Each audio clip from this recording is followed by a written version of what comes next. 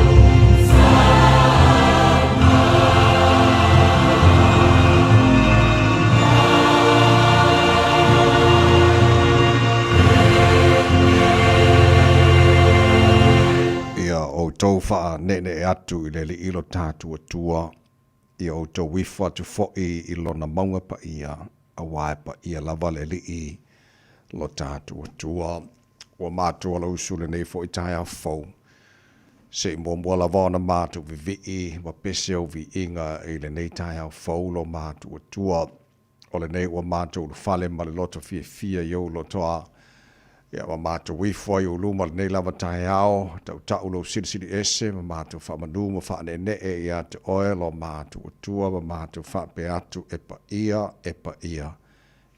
ia lava oe le atua au wa te tau mono mea ia te oe le taulanga o le inga ma le taulanga o le whaafitai o mātua la usuai e tuinatu ina ia whapaleina o le tupu oe o tupu e soifua ma le vavau e o le whavavau o le atua oe la e le vi inga o Malu le atua oe pulpulu le mātango fie tama whaafetai tele lava e lau mehalofa o le ola fau o mātua maua I le nei Taeao le ai lava se tasi mātou te maua I le ola ua nao o e lava whaafetai le walofa o le fo ua tuta I manu ngā malolonga sa tofa whau tangata lele o malefua mai tapa au maa inga ma le whaifangunga le lei o au auna whapena fo mātou o leo o whiala mai mare fia o le mātou pese whaafatai lea i ante oe, whaafatai ta maua e whaapopo nea sa whaulo lātou sui fua, ia mora mātou ne iola o ne fo o mātou o lia ne as for reile, wa se fulu mare lua ia yaso o uni o le wholaunga o le ne fo i tu sanga,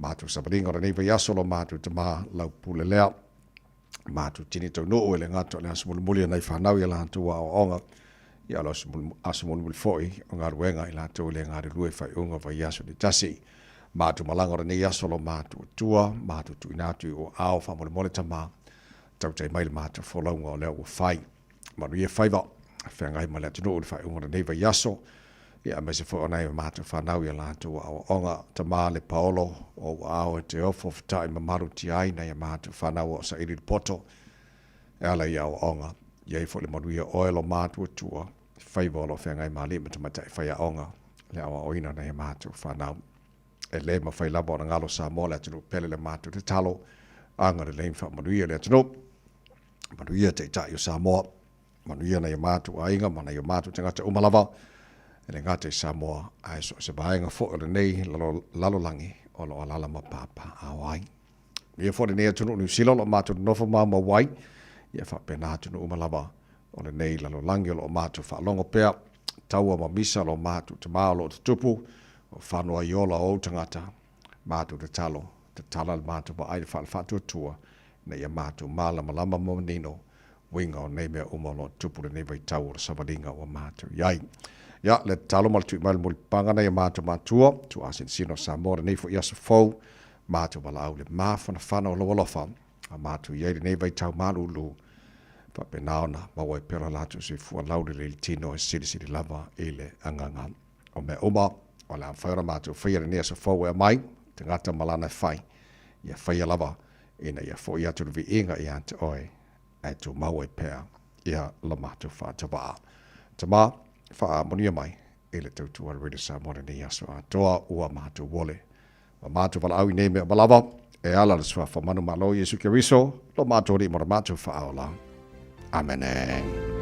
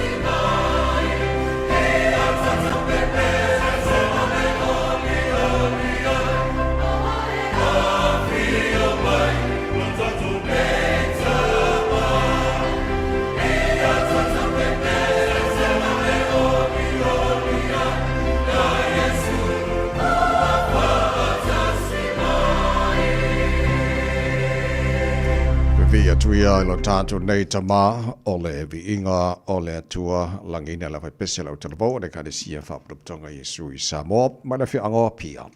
Le tautua mo arewa de Samoa ina wa tātonu ia le tu la e ono.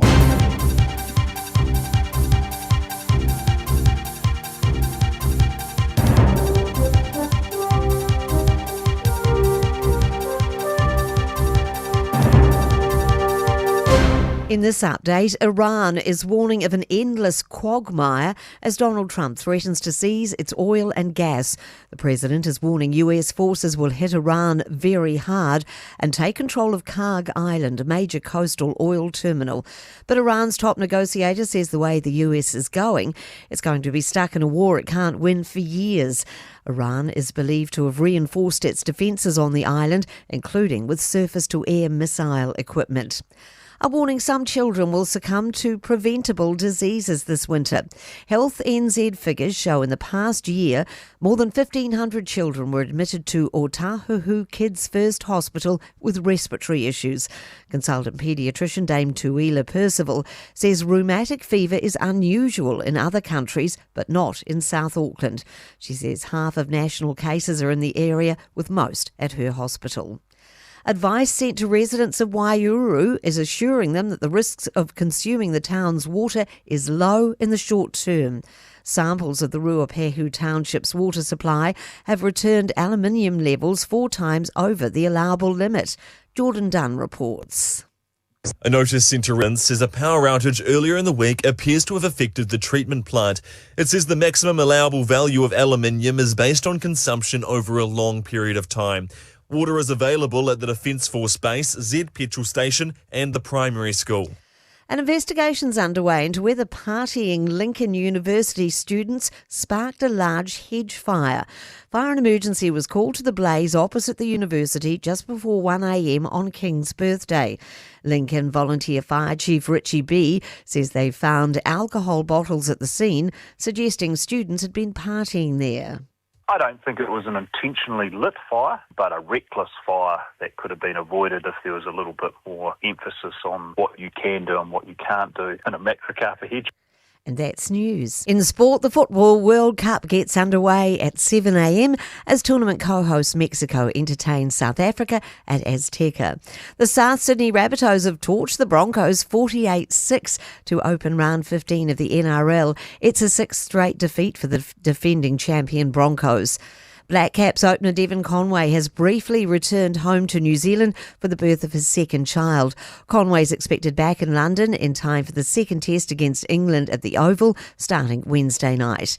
And Serena Williams' doubles comeback has been officially curtailed, with playing partner Victoria Mboko withdrawing from the Queen's tournament in London with a left knee injury. The pair had been due to play again this morning, but Mboko limped off the court and retired in singles yesterday. That's sport. Ua na ole Radio Samoa se furulima iwa toru a mo e tautuaina o e ilaungangana fitu aso le vai aso. Ele swafa maramalolo tātoa li I whaola Yusuke Riso e mo mofo whaatalofa mo whaawheloa I mo whaatulima I le awate le lava male whaaloalo sa mola watino pele e le pa ia maramalo lau whaafunganga ele nei Taeao fo. Malora sui fua manuia, whamalo fo ne atino ia le folau.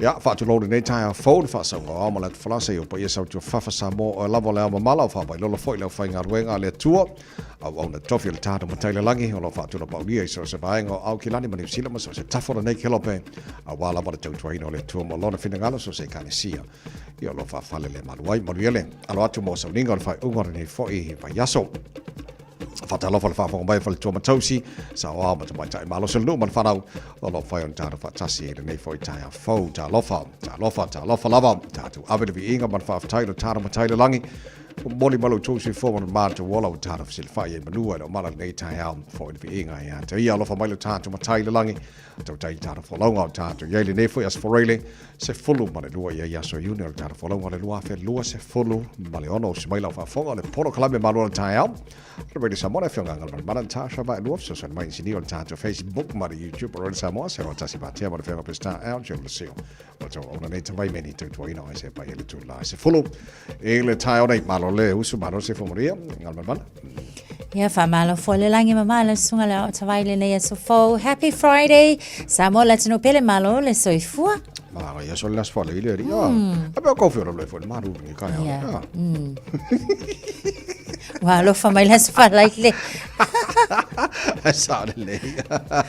Le bo chale chulai on hu mai la mai mo la fa fonga o le tau mo le aso.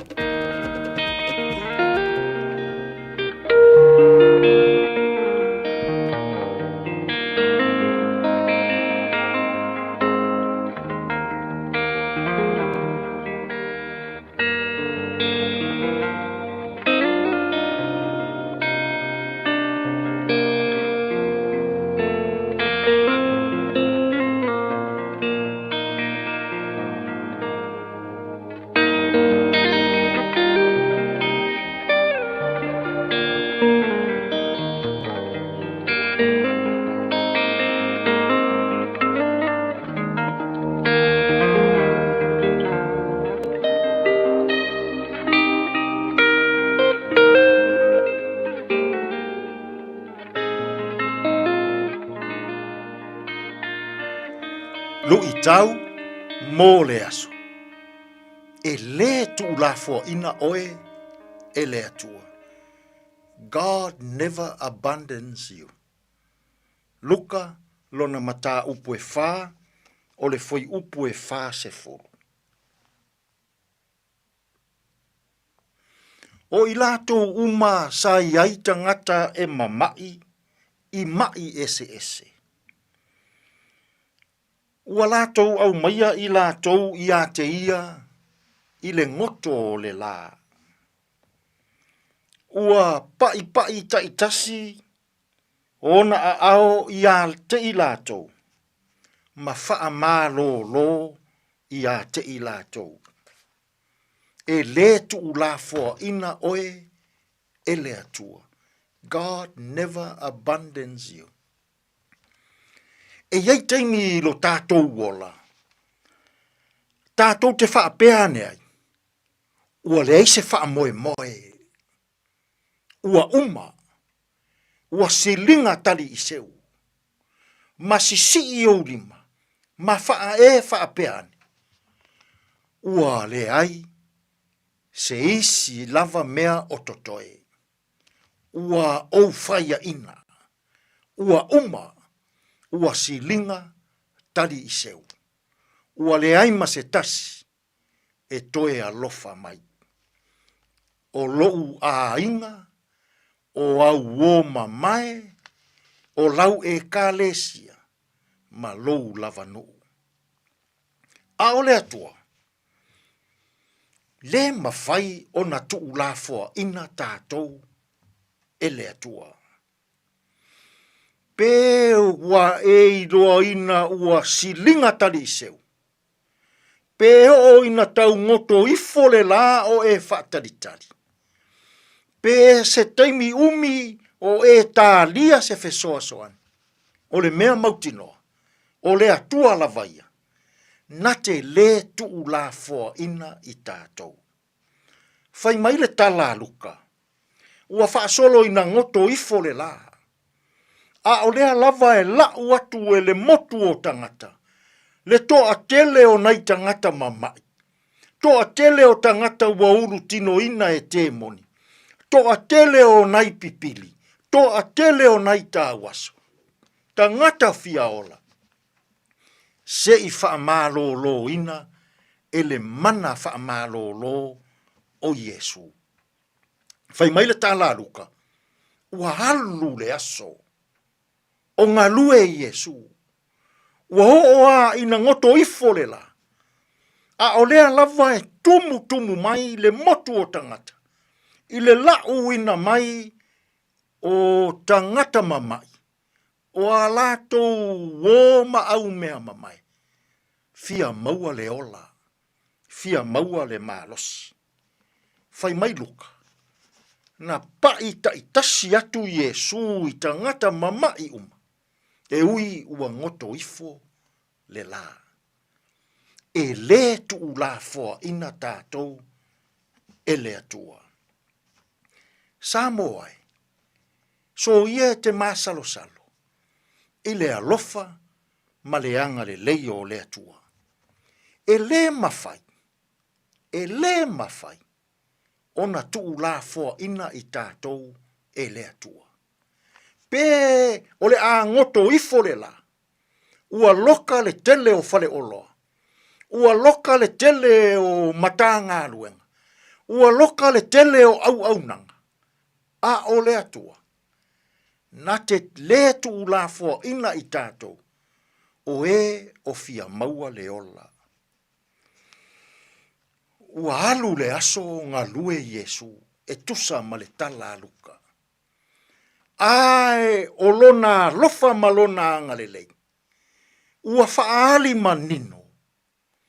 Na te le tu la foa ina le tangata e sulu atu i a te ia i le fia ola. Le tangata mai.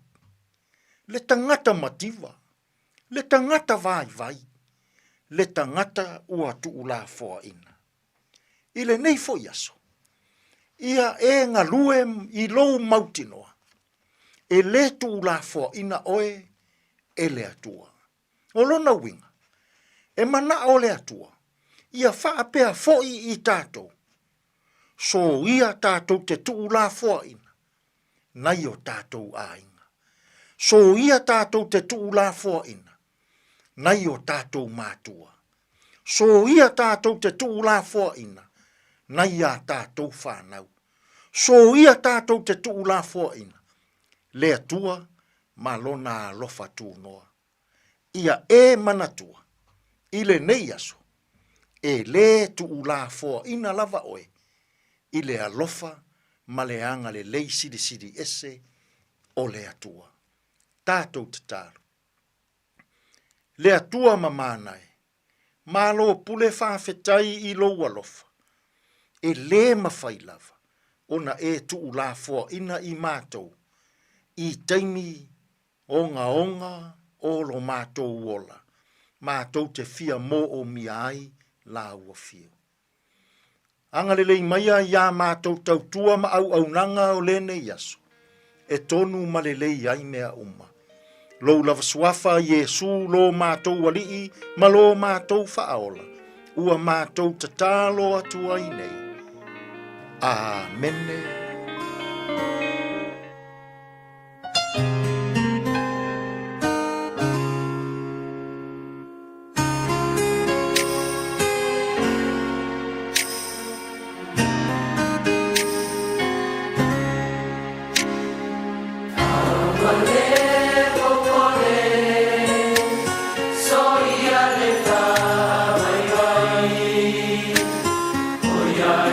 Oh,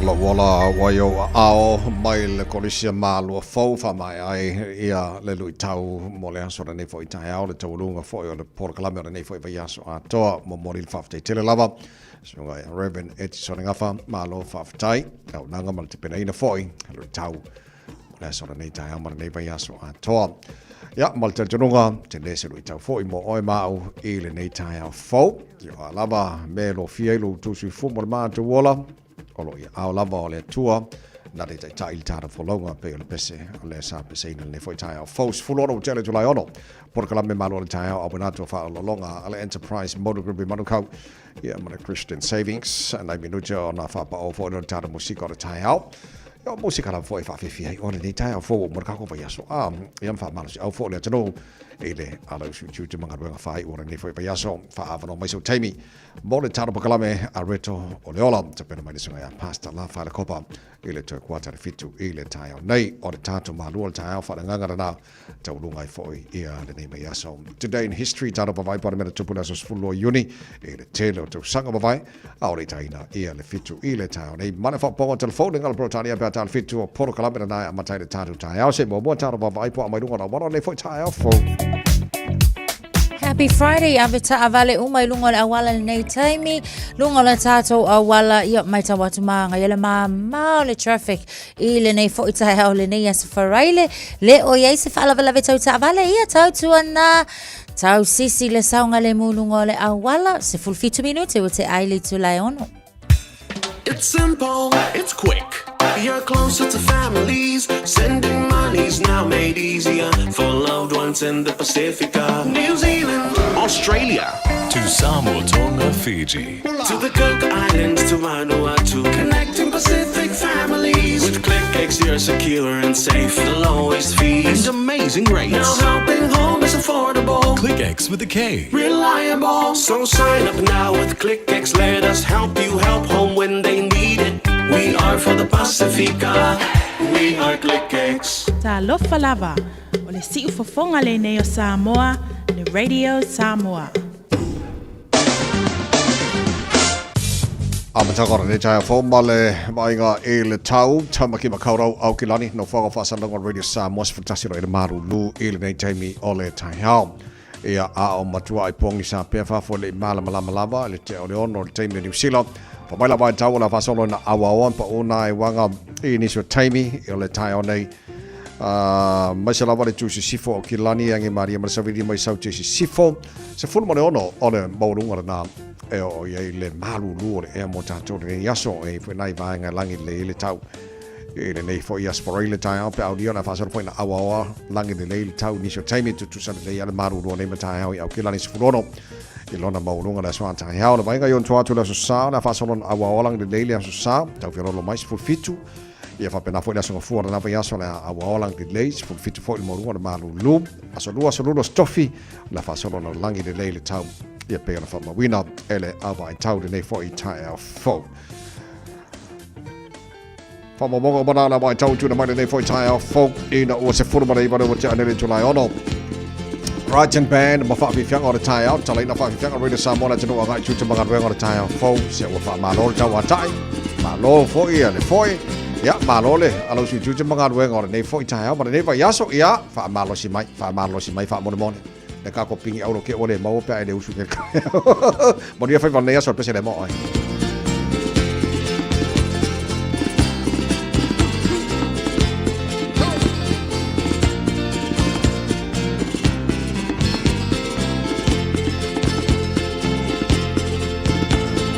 tatele pia mana tua le apia le asunga fu na pa mai ai o le alanga ua ta ape papa ua ta fea o le tau o fe ua ngā solo ao le vine ula o lo ua whaano lo ulo toe wa momo moe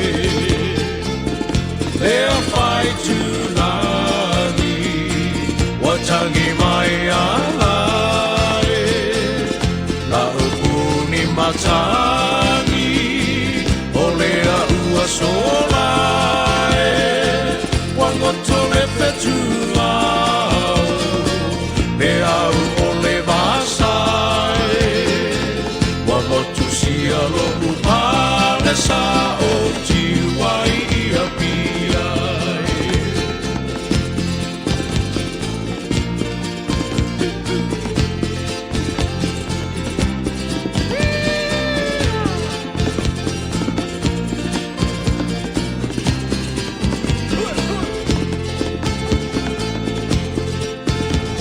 Sili ole atu vale ile fame tolu le vai na le ba le not for ifu ai fa le fa pe se umanu ta fa ole tau osia te pa ile fili fili olo olo uanga e moni e wa malanga tu ile malo si Whai tūrangi, watangi mai anga, o la upuni matangi, o la ua sola, wangoto me petuao, me au o le vasai, wamotu sia la upale sa o tiwai ia pia.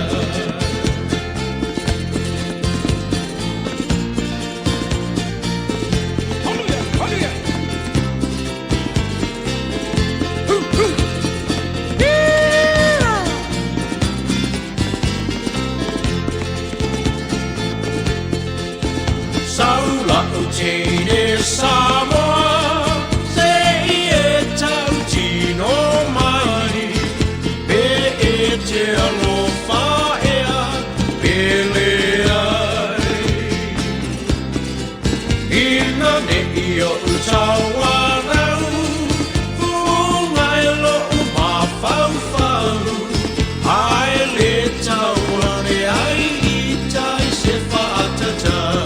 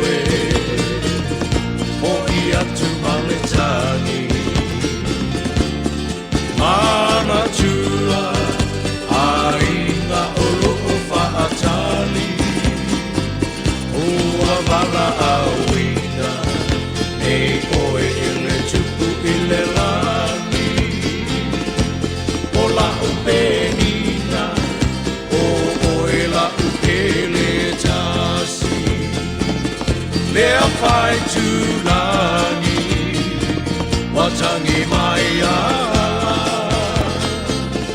la upuni matangi, o lea ua sola, wangoto me petuao, me au o le vasai, wamotu sia lo upale sa o tiwai ia pia.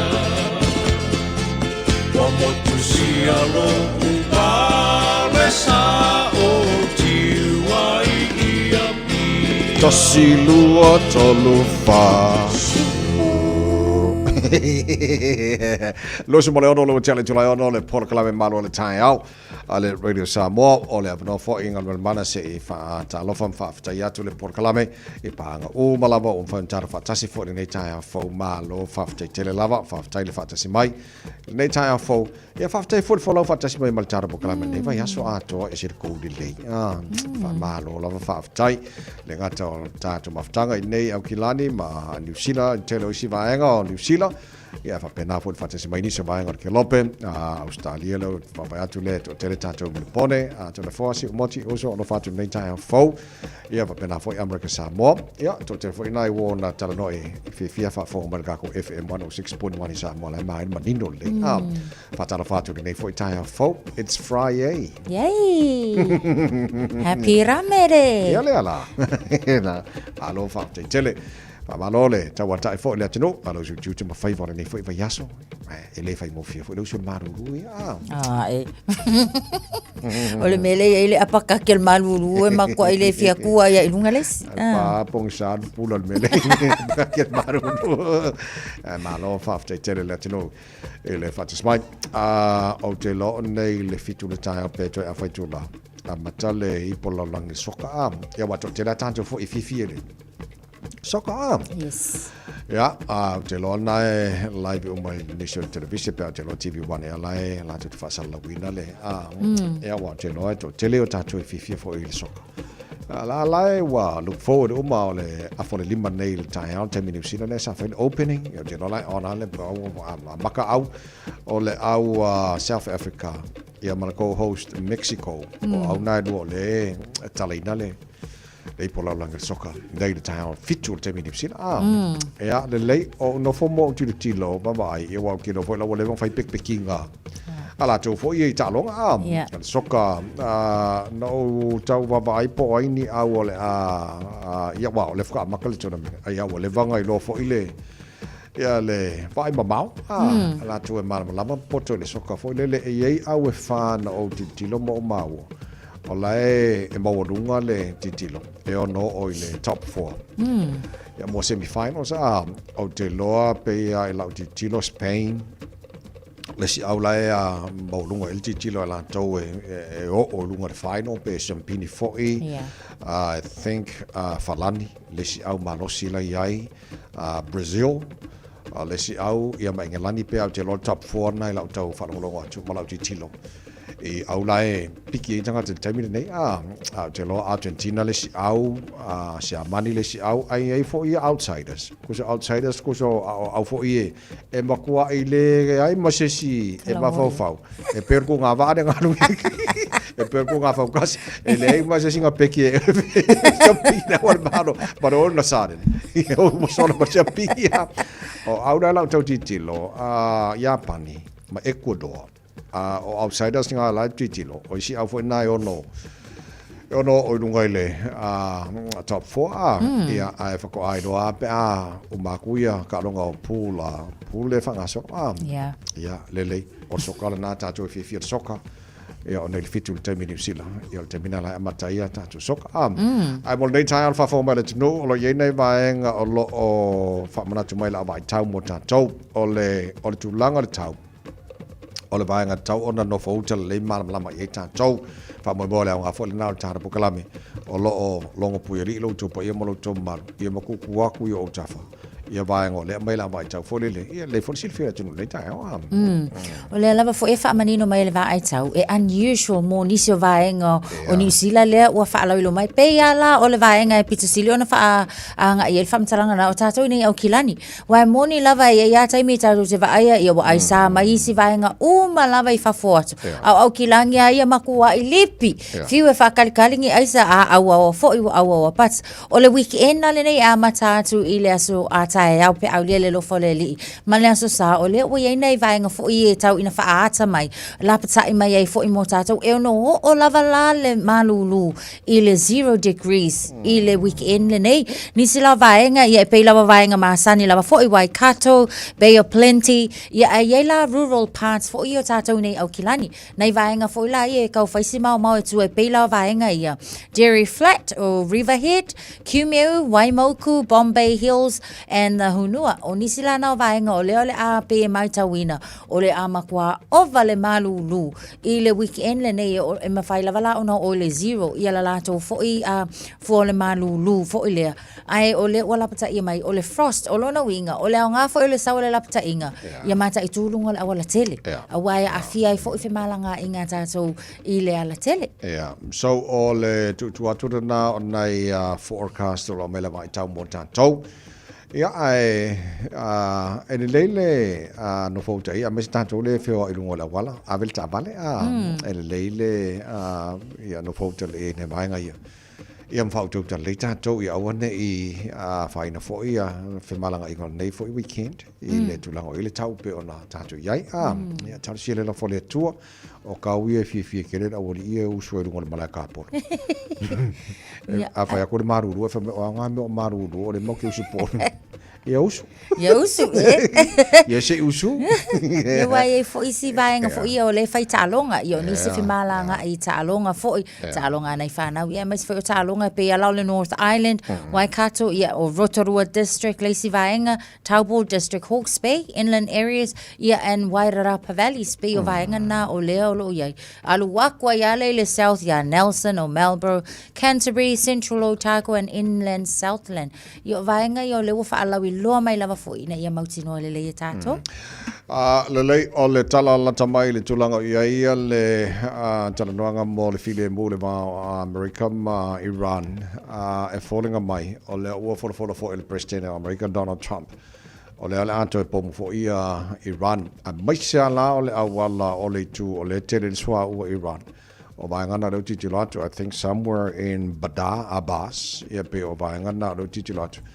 O fai pia tara noanga ko anga kalangoa wal mele baba tu nei e ya o ai kalangoa ia le a ka fangaro ke ki I le piko wa ki le ngale tala mai le straight of Hormuz ia ma fa ki ka ko ngi kurangi le ma se ori mo yo sau mai I vaenga se mo le se mo e sa o le sau noanga lo sunga pe o I vaenga le o ta wela to o Clark Island o inga le si vaenga le lo control mai le swa u fo le Iran le la wo fola fo e Trump o le ama ko ai ka po mo al vaenga le na le island la ina ia take control fo le le military americana to le vaenga le na o tonu la fo ia ele kalia I vai sau ma le kalia I van le ai le kalia I vai ia ingau mai ia pat o tulanga nei e fai asi le fo I mo tātou ona o le fo e tātou te e nga fati e makuanga pa ki a ka ko I swa u vaenga le ai a fa pe o le lava fa umi o lo winga e au lava fo le kausanga fo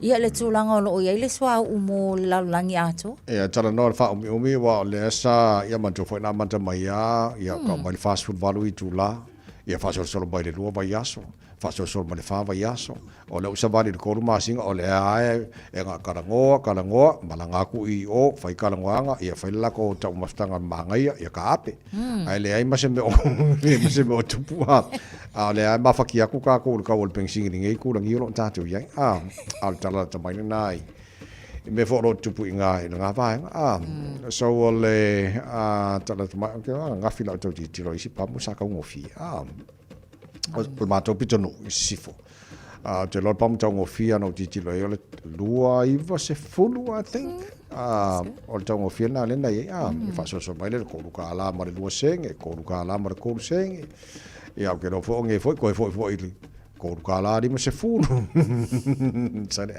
wa le ma se mo nge me te le o ngaruenga maro malo po le New Zealand a land to Operation Phoenix fa anga solo e pitonu atu le matu e tele yo me maua o le mana yo vaenga ia Mr. Ale arrest warrants o lena issue leo mana yo le maua mai tele o la tone le ngata o fala fa sa hina o la au malosi o kupe me Ia wā o le lei o le maua leo o le wawenga ka ofi.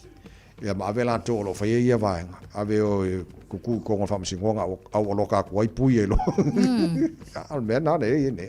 Whāno, pe o le vaenga le nā o le atunu una. Whapena ona whaawa o leos whainga. Leos whainga le nei leo la tupu kalame whaingo ina la pe on sauno o le sunga le o Operation Phoenix. E tolu se fulu wha ia warrant of arrest fo ia o lea na aveina i leo. Ai se fulu wha la, e se fulu wha le na maua i leo. E leo whaila e iwa ia la au malosi na maua ina fo ia leo le la tuas whainga. Ai o le vaenga fo le tribesmen and headhunters pe o vaenga tonu ia po kengia o le na fa autu ia leos whainga le na leo. E iai la ma le tūlanga fo le sili o na o fofongia. I le la au malosi loaded gun o le na maua i te tonu le atoa onga po le ako whaafafa se tamaititi a onga i te tonu le whale o le no whai malontina. O le maita watu fo ia il whamtalanga leo. O target lava le vaenga ia na tangata fo ia o le desperate mo le kupe. La tau ele whainga luenga. Ai mai se lava i single moms. Se i whai keke mai kako single moms ka mole. Ku ka ofi i o e. Ai o tau sanga fo i o la tau o lea na mai tau ina i le vaenga le ngakaloka mai i. O le lusul fitu anga i le onos futasi tau sanga. No winga le whailonga inga i se isi o lau vaenga ia le kufanga le drug. Ia tangata. But o le tangata lava wa desperate mga omia le kupe. Ia o la koulanga o le mako i fia le au drug dealers e whaonga. O le wha moe la le olo o ia. Ia o vaenga la ia o le ua fia ai ma o tu la fono ia o le o ia o le fausiaina po le ngausiaina o le methamphetamine i totonu inei. Ia o le supplying a foi o nisi o me whaonga ina a wā foi ia le ngausi o le nā vaenga o le awai i vaenga foi o organized crimes. Ia mai se la o le whaonga ina foi le sol tu la fono o la umalosi kai peila le kama ikikilenga mawai i le la umalosi lan atoa onga. Ia olona tina a single mom e whaia si whaanoa foi le ia i lato o e o whaonga ina i ngei soli ngā tu la fono e awhie makamaiki. Nisi o le potin maunga le pakalamea ngal mana mai le customs minister o leo te babai atu o le tele o le tapaa le sa whaonga ina le au tama tapaa tau sangalan tatu nei sifulo masina taluai. O tapaa fōrele o fi mai tono New Zealand e le whaatu la fono amen e le saunga le mu ia me se whaapunga whaafai fi e fōrele alona winga. E fōringa mai e imaketi palpalale mai ia tapaa ia mai whaafu. Ia le telen whaonga ina tātou o te lo le alwhanga o tangata fo le tamo whatapa o tongo fia. Ia. E tai peia le au mai ngā whaasolutu la fono le tapaa lea i te tonu o ni usila. Kai peia le whaofinga mai fo i o aisa ia mawhala au whaasaina e zmago mai te tonu le atunu. Ia ngā mai lole o whakau. So o le ki ngā inga lau New Zealand ki ngā inga i tau sanga atua len te atu fo i lele. I le toi tau whaalele ia ai mai se wai ese vaenga na awhiai. I le vaenga le kusa o le losa New Zealand ia ngai valu se lau suma fitu miliona tala. O le tupe atole na pe a whaaliliu fo i le tele o awhianga mai lai tapa aia i le te tau anta o mawhaina ai o le o whautua mai fo i Cassie Costello mō tātou. A whaapeke susua kule whale o loa o lai i le pepa sikaleki a koa kaungo fie. That's from the black markets. Ona sila fia le tātou e le saunga le mumalo so i fua malolo ina kusape kaungo fie. Ia angu sa fo i so fia ka o mawhakapa aso le ki ngase ai. Sawa. So I mean onai fo tuanga lo mai fo lele ina nei nau mato sina tātou le taungo fie. Ai le si le fia oi. E ono a whaina i le te lele a whiangor se fua malaloina. Ia fo i mai. So, ua kui ngā o tawhaina ia e siri whila. Nei tai o nai li pote o leo, mo le tātou pokalami. Ia mwhaso atu mo le siri whila tunu. Nei tai fo. So e loa se furu mino te lo tona tā leo le tula e fitu. A mai fa whianga mal 5 stars, o nisi o tātou whasalonga wha businessi. Ma le se tātou li pote mai lunga. O le awala ona tu ina tuai lo leo le tātou Malu o le tai wha nganga. A reto leo le tau runga ai. Nei pa yaso po kalame Malu al Taeao Radio Samoa. Kia ora, good morning. Tamarie.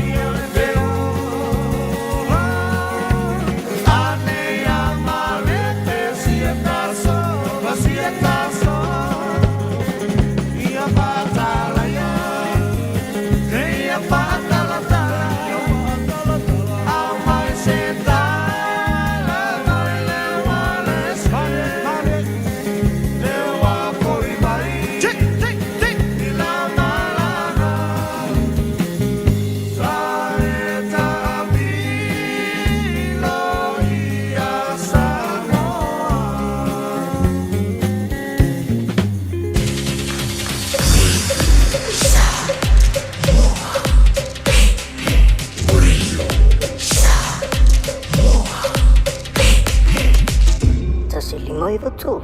Amo. O fea te lua oi ai. Ma te o e awe le suenga tau fale a mā aroha. Wa umana whailau siaki. Le ai, o le mā le nei, e lai titi tele. E le au toi wha pēnā mā, wa pa u I lalo le tausanga I le 5 o oi le nā, ma oi fo I pā. O le tau sanga a mata mo le suisuenga o le kānesa o le tau fale o leo ua 5.8. E 5.8 pe 5.9 loa o tau sanga o na la fo ato loa lea o mea fai fua hai lau suisuenga. E tai lua tau sanga mawhai, se I atoa lau 7.5 tau sanga. Wha mole, whai moi mātou. O le a lafo mai I le meli.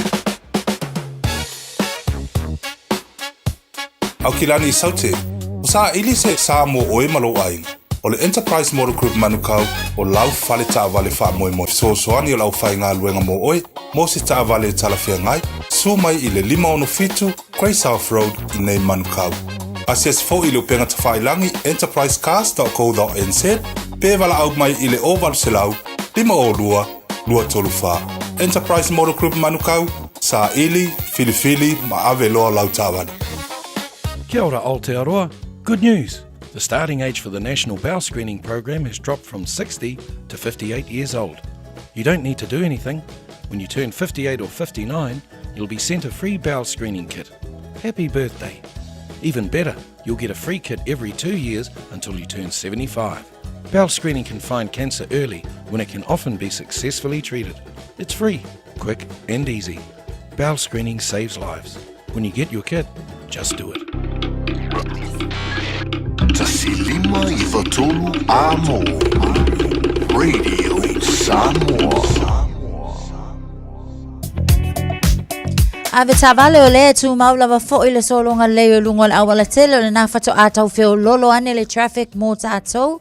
Ele o iei fo is fala pala tau tavale ia tau tu ana pea tau sisia lo saunga le mo leo tu sulo ona minute ona ta leo le tu lai fitu. Thank you for choosing ClickX. Hey, did you know that sending money home to family and friends if I really ClickX? By Australia, for New Zealand, to pay for my no eye. Upolo sa baki manono apolima Samoa nei. It's simple with 4 easy steps. I know feel ClickX. Sign up now or log on. Select Samoa ma'o miliseng ainga will receive in no time.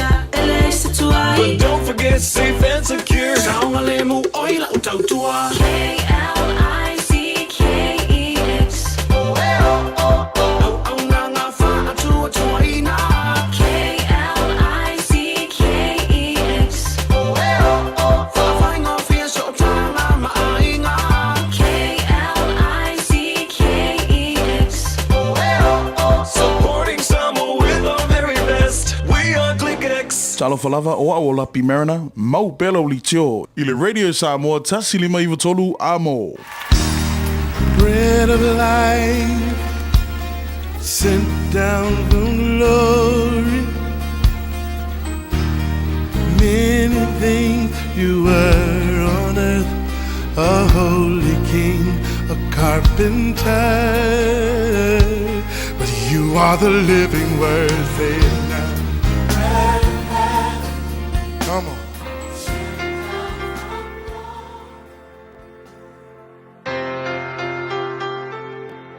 Au te fie whawhiloa I tatou tunu mai tatou podkalame o le areto le ola le nei fo iaso malo le soifua manuia I tatou tunu. Ia o le tusi salamo se laurua tasi il fai upu e lua alo ia il salamo ta vita e whapea o lo ufiso soani e mai a iova lea o le na whaia le langi a toa ma le lalo langi. O le upu mo o le aso le nei o le fesili whapea o fea o e tepa I ai I taimi whaingata. A whapete matua whaisau su e ngā loloto I le salamo le nei. E ke vai ai e tau ese mai le tatou wha Samoa a wa e vai wha Samoa le whai mai I le whai upu mua e tepa e o mata I le maunga e o mai ai lo ufisoasoani pirioka whai upu lo e lua whai mai o lo ufisoasoani e mai a iova o le na whai le langi ma le lalangi.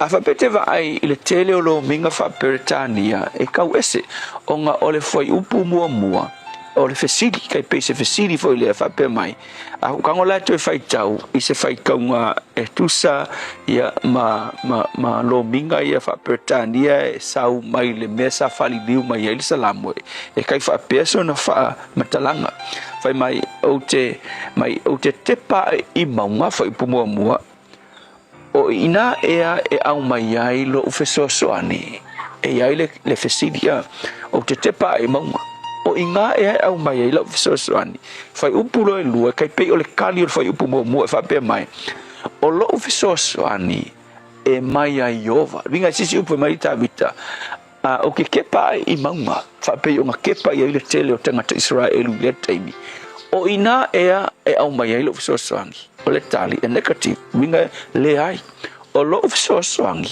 e le mai maunga e pe o na tepa I le tele o tangata ai mai ai Yehova o le na fai le langi ma le lalolangi e mafua mai ona o le fatu se tu saina tavita o maunga fai mai le tala o maunga I vai taimi me maurulunga Israel sa tele na fai ai tangata Israel fo I tuola te wolanga ia mo me fata fai taulanga I tupua fa pau tupua foi le o Asera ma le tupua foi le o ilonga foi le fenga tuai tangata fa pau sa kanana ia e fai lunga o maunga ia tupua ma ia fata o si ai taulanga e ola tangata ia o si taulanga ai ia mafesili ai I le manuia o ilato lela o le majority po le tele o tangata Israel fai mai e kepa I whakanga e kepa I mea mapoe o lo ia ele fesosoangi lo lato manatu o atua whapau ia e fesosoangi mai ia te ilato ai whai mai la tavita ia kia e kepa tangata uma I maunga I lo lako mangaku o inae o mai lo lako fesosoangi ai ia te o ke kepa ia Yehova o le tuo Israelu o ia na faia le langi ma le lalolangi lea afia I maunga ia kepa ia le tele o tangata Israel so o ke whakusainga foi la ngai kai mi maunga o le mafau ta tele foi le o mea masani lea e maua mai ai la kaku fesosangi ia kai pe foi la nei vai tau o ka se whainga tā I le kaunga kāra sa I fuanga ua iai o kau whai oso o mai lunga te tau o mea ai le ngata foi le o le pensingi ua mo kua kaunga kāla ia wewa ai le ngai kai mi le oi o tangata I le kaunga kāla pensingi ia o ka ngakala ufe me mea o isi tangata ua kepa I le whainga malo ia nisi tangata ua kepa ia kungu I fafo kepa I le kaua o lo whaingei I le vao Amerika ma Iran ma Israel whapese o le hanga ai ua mafu ai ngā lunga pensing ia ake lo le mea ka kuki kepa iai tepa oe I le tua a wafo o le tua nga ia whaia e oi malo ia whekaua ngei mafu ai ke leo le pensing o le tua ma whaia mea uma na whaia malo uma a whai fo ua ewa ai le kulanga whainga tā o il pensingi ia ma ewa ai ngei kaimi o walu fai lunga le tā vale ngei va yas vasong kia ngei o ieri mea fau o va ai lunga le awala ua ngale ngake nga kaunga kāl pensingi ale mea fau la o va ai o le mu o le o kava ko kiki ale o isi tā vale le mele o e poloka ele mea ma o malisi o tani desi asor ka vale fa me o fa pengi ka vale ingei sa va a fe me kara kwam so ki me o fa pe ka vale ride o ko ya mai o la se fe pensingi ia o ke lo la plan so ka ngale le mu ka vale ia ma le se fe ngal pensingi lo vinga pede so nga e le afir ka vale ma le mu el pensingi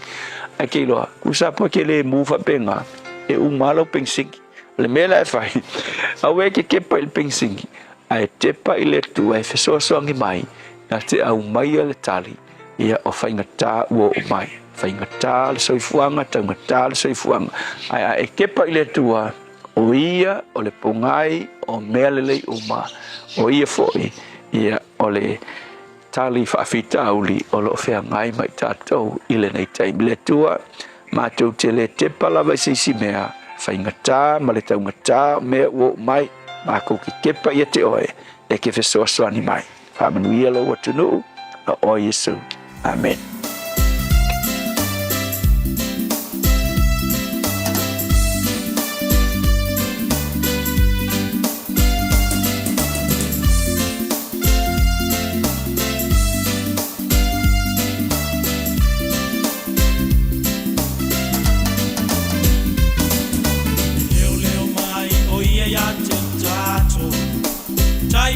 whainga tamale so ile ufako male ufale ona au fai maota pale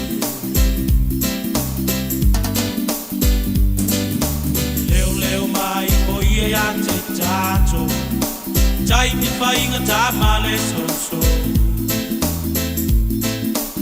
ile ufako male ufale ona au fai maota pale te pa e ia o mata ia i mauna e o mai ai ma amanu iana o loku molana aua oi au le tama alo papua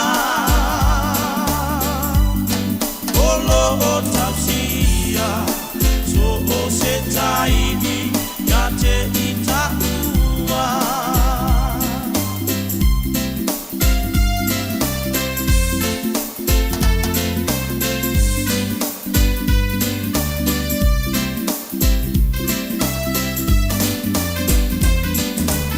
Ia o leo mamo e lele o ia o e maune e leo mai lo uangana i so o se taini umala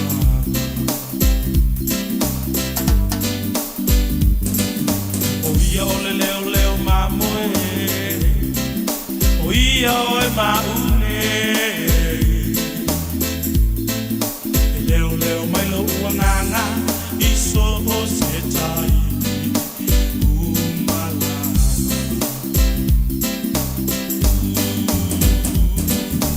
te pa e ia o mata ia i maruna e o mai ai wa amanu iana o loku molana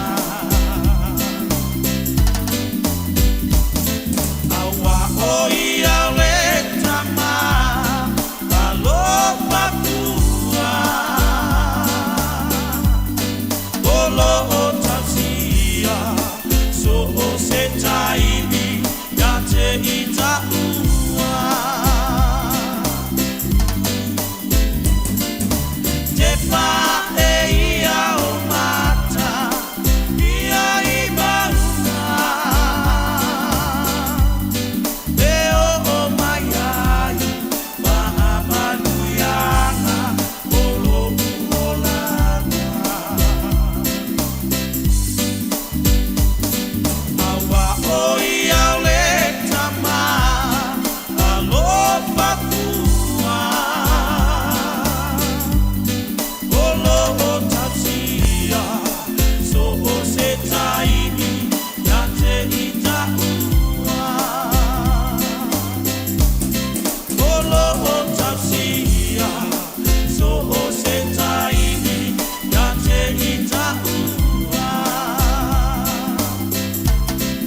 olo o tausia so o se taini ya te itaua Ava pesa le iu leo sele ngā te pa e o por kalame. A reto le ola ne foi tai ole tau fo por kalame ne foi vai aso a toa. Moli fafte tele sunga fa fenga inga pasta la fa ko pa malo fafte tele mole au nanga.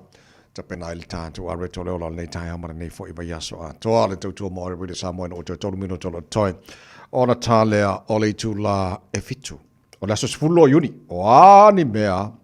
Na tupu ne aso e tau sango mawai. Whakarua ia na iaisia sio tele lava i tutonu o Oklahoma City malili wai ni tangata tolu se fulu malelima a ole tausanga te siiva ono fitu ole atalona lima lea ole Leo James Bond whaalawi loa ina foi i tutonu o lontona a ole tausanga e lua afe ia ole vainga mua lea na whapenao na vaai lea ata foi lea X-Men i tutonu lava foi ole atunuu o Amerika i le vainga lea New York haba ni sinawa whaingai mena tupule nei aso. Tausanga ua mawhai. Radio Samoa, tasilima iwa tonu amo.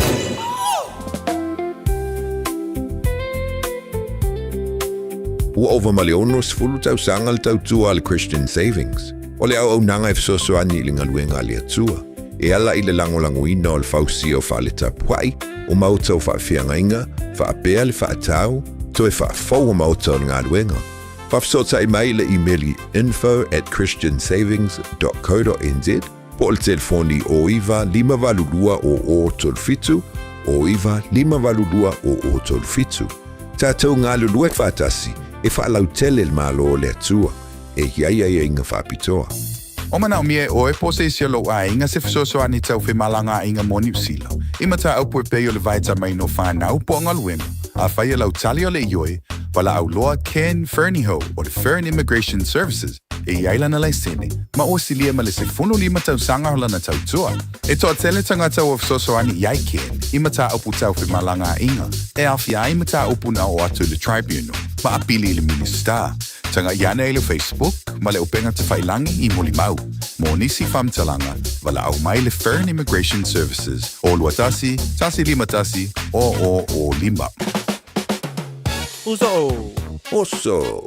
Son, fe o kausinga iau makari I la manga iau lau ka vali fou.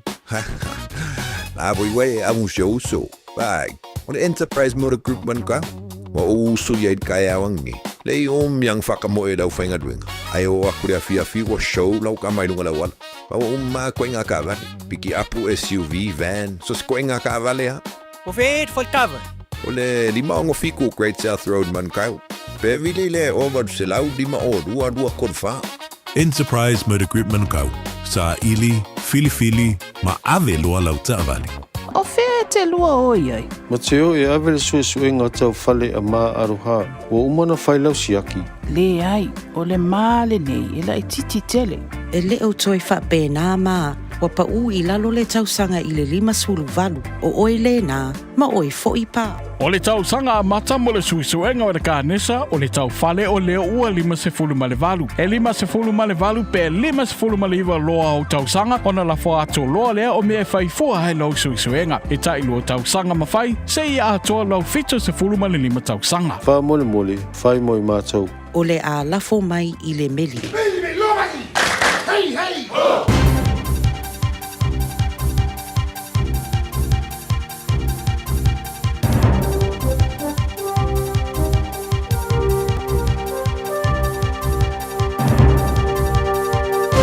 In this update, New Zealand's life expectancy has gone up 4 years in the past 2 decades, thanks to reducing heart disease and cancer deaths. Kate Rickard has more. Asian women have the longest life expectancy at just over 89, followed by Pākehā women on 84 and Pākehā men at just over 81. Māori have had the biggest jump, rising about 5 years, but still only living to 79. Researchers are putting the rises down to lower smoking levels and better disease treatment options. The coroner says a double fatal crash in Opotiki shows the obvious dangers of drink driving and not wearing seatbelts. Michael Sadler and Tangiwai Hurea were at a bar for nearly 8 hours before crashing in February 2023. Jordan Dunn reports. Despite being discovered several hours after they left the bar, both recorded blood alcohol levels well over the legal limit. Associate Coroner Stephen Bird says he could not add anything to warnings which were already known and available. He hopes releasing the findings serves as an example of the devastating consequences of drunk driving. Tens of thousands of KiwiSaver members are at risk of missing out on the government's full contribution this financial year. The Crown tips in 25 cents for every dollar a member contributes, as long as they've saved about $1,000. The cut-off date is at the end of the month. Lachlan Rennie has more. ANZ says at the start of June, more than 53% of its eligible customers had already contributed enough to receive the full amount. Funds Management General Manager Sean August says every year they typically see a lift in contributions in the final weeks before the deadline. A big effort to get kids into pyjamas this winter. The Kindness Collective is launching the Pyjama Project for National PJ Day, helping keep 170,000 children warm over winter. It's urging people to donate old PJs to their local warehouse or give $10 for a new set. I'm Kay Gregory and that's news. In sport, the 2026 FIFA World Cup is underway. Co-host Mexico have just kicked off the tournament at the iconic Azteca Stadium in Mexico City against South Africa. Later today, also in Group A, South Korea line up in their 11th straight World Cup against the Czech Republic, who return after a 20-year absence. That game kicks off at 2. And the South Sydney Rabbitohs have torched the Broncos 48-6 to open round 15 of the NRL. The Rabbitohs have returned to the winner's circle after 3 straight losses with a commanding 8-1 victory, 4 of those going the way of the league's all-time try scorer Alex Johnston. It's a 6th straight defeat for the defending champion Broncos. That's sport.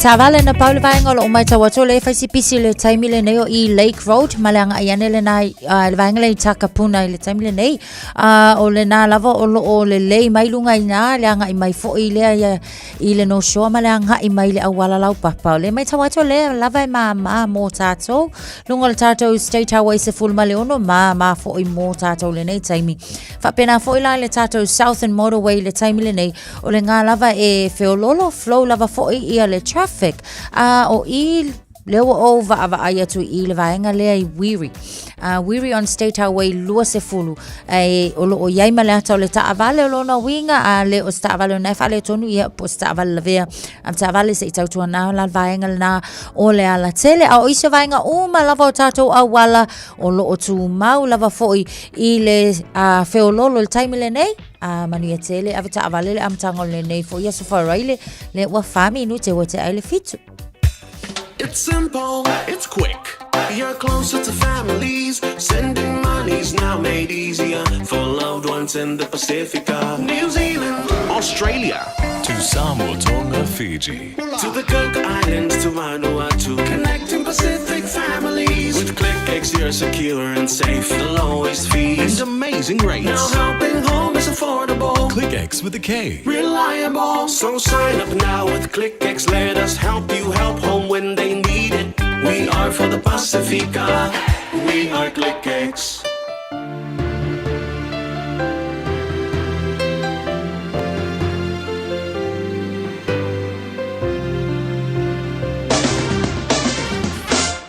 Palo se Maria le tino le fo I Taeao fo mana to Maria mali Taeao le lofa malanga le le o le tara matai le langa le vai ngala tamale nei le tala o le tau va tu Samoa fa mal tau Samoa awa mal tau Samoa nei vai ngala Taeao lo se fulo le mafana le Samoa o te balu Samoa ele nei taimi le Taeao we ngala tau Samoa la fa sono langa le tau e vai ngala Samoa pa o timu nei yaso lo se fitu a so na manga ya mai ma le Samoa di lo su fitu degrees Celsius I lona mawalunga lua sumara tolu I lona mawalalo as for ile nei fa moi ya mo fol taru so inga Samoa ma siol taru really Samoa I pia ya fa la tele no lo tu Samoa fa ngona nei va yaso ma mai le va inga la tamai la mai tau a fa monga online lo fa na mawal taru po kala nei Taeao ya mal tu lango ile tau Samoa nei fo yas for ile ya la no fo fa talo fa tuai mal taru po kala me maru le Taeao Paga umalava ale proclame ele FM 106.1 Samoa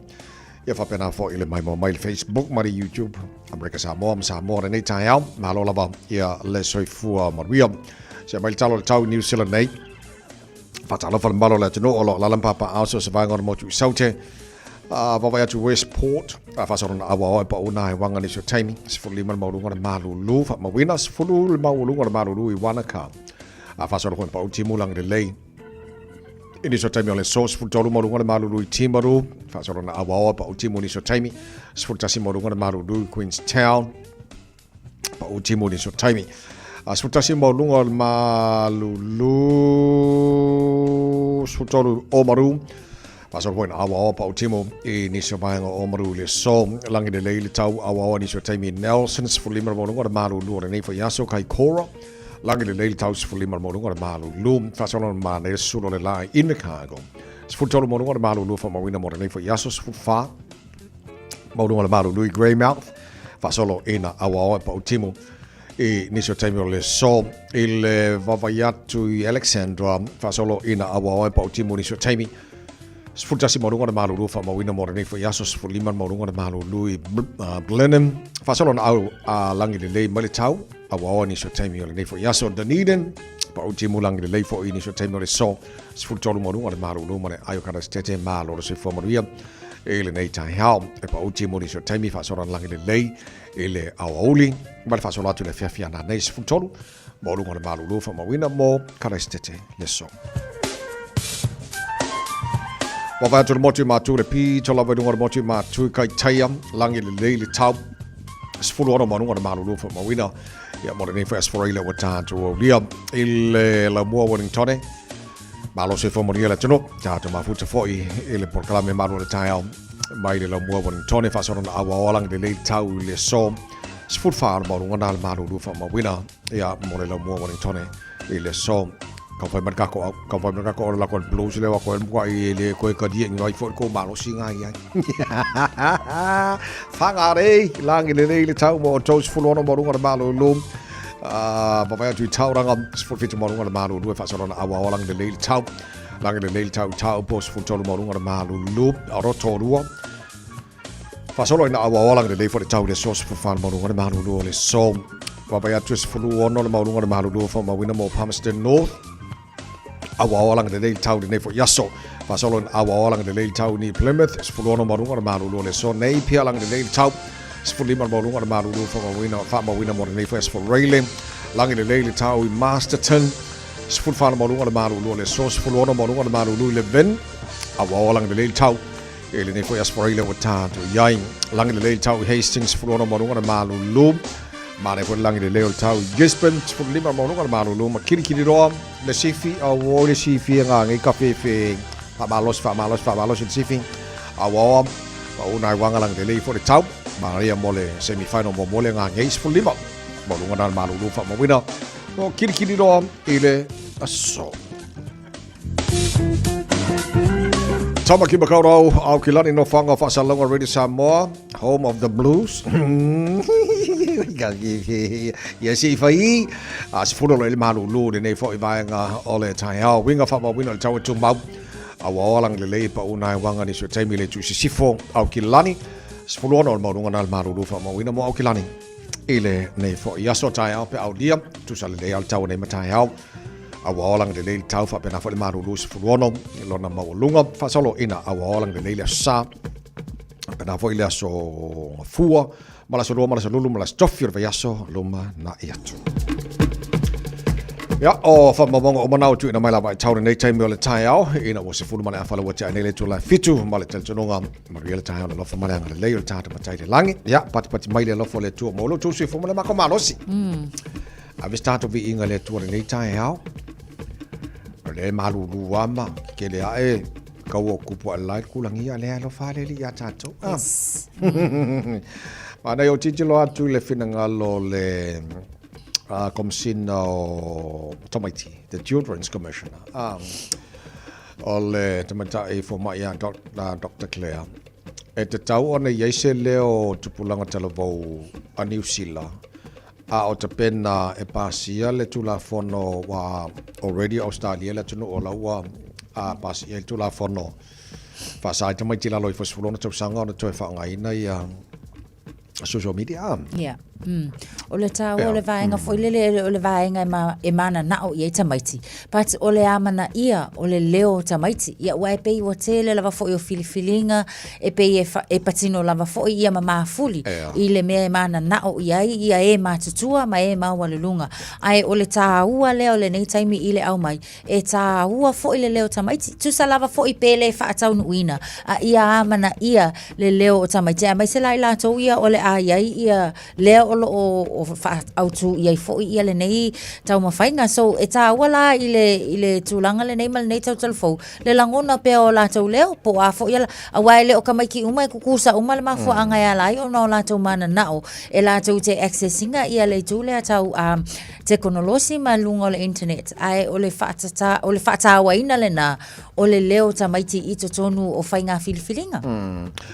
Ja, ole ja wala ole ta pena New Zealand wa ole facility le ape mulmulta in New Zealand ape Australia mai se tunu ole fasa ta mai ti la lo fasfulo no tau ona fa ngai na ya social media ole polenga ole faina tela ta mai ti ya ono tele o vainga fo le lungo social media le monato ya laim fa yon access e lato ya tatu va ai la wala ngai pe mana ye la le pe on tala no poka la le tai on alban ole maua mai oni manatu mani ideas mai fan now e tau on soswani ita penanga New Zealand le ye nei ya pe tau on pasi fo ima fa tu la fo nei to New Zealand le tu la pe Australia ja, tarsia wa le fa lo fo le ina nei te le ne te o va ai le tulang fa pe o la fa ina tamai ala fo e va nga o la ma fo e tamai on control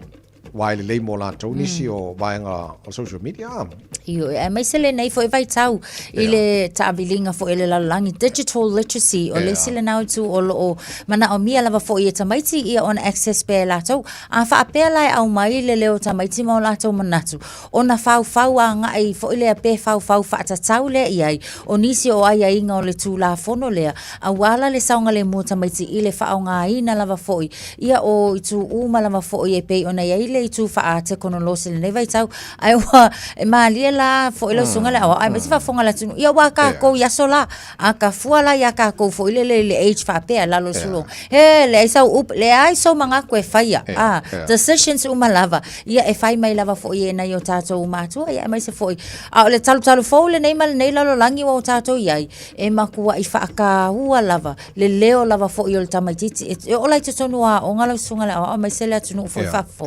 inga wenga faia onga e faia uma lava e fu i le mana onga po le leo tamaiti so ia taula ia o le tula nau te piti ai fo i le finangalo minister e te taula wa fo i ona iai manato nei tamaiti mana ia walango le i move New Zealand o le fatatal noa fo le tono parliament te mine nei o te lola tele meo lo te penanga iai al finangalo na o le children's commissioner e te tau ona isi leo ona i whanau o te pena New Zealand le tulanga pe mulmultai tulanga la Australia ya le tātu iei whai unga neiva yaso already leo matal talonga South Africa ma Mexico talong momona al tala ina World Cup lua felo suma leono ya vai le nga ola ka PFF ka ko ke foi la fifi la to soka ya so vai la au ola e mulmultai ta to tapo ia karsi mangu ya ko au soka ya o semi-final sa yo super rugby le matana nei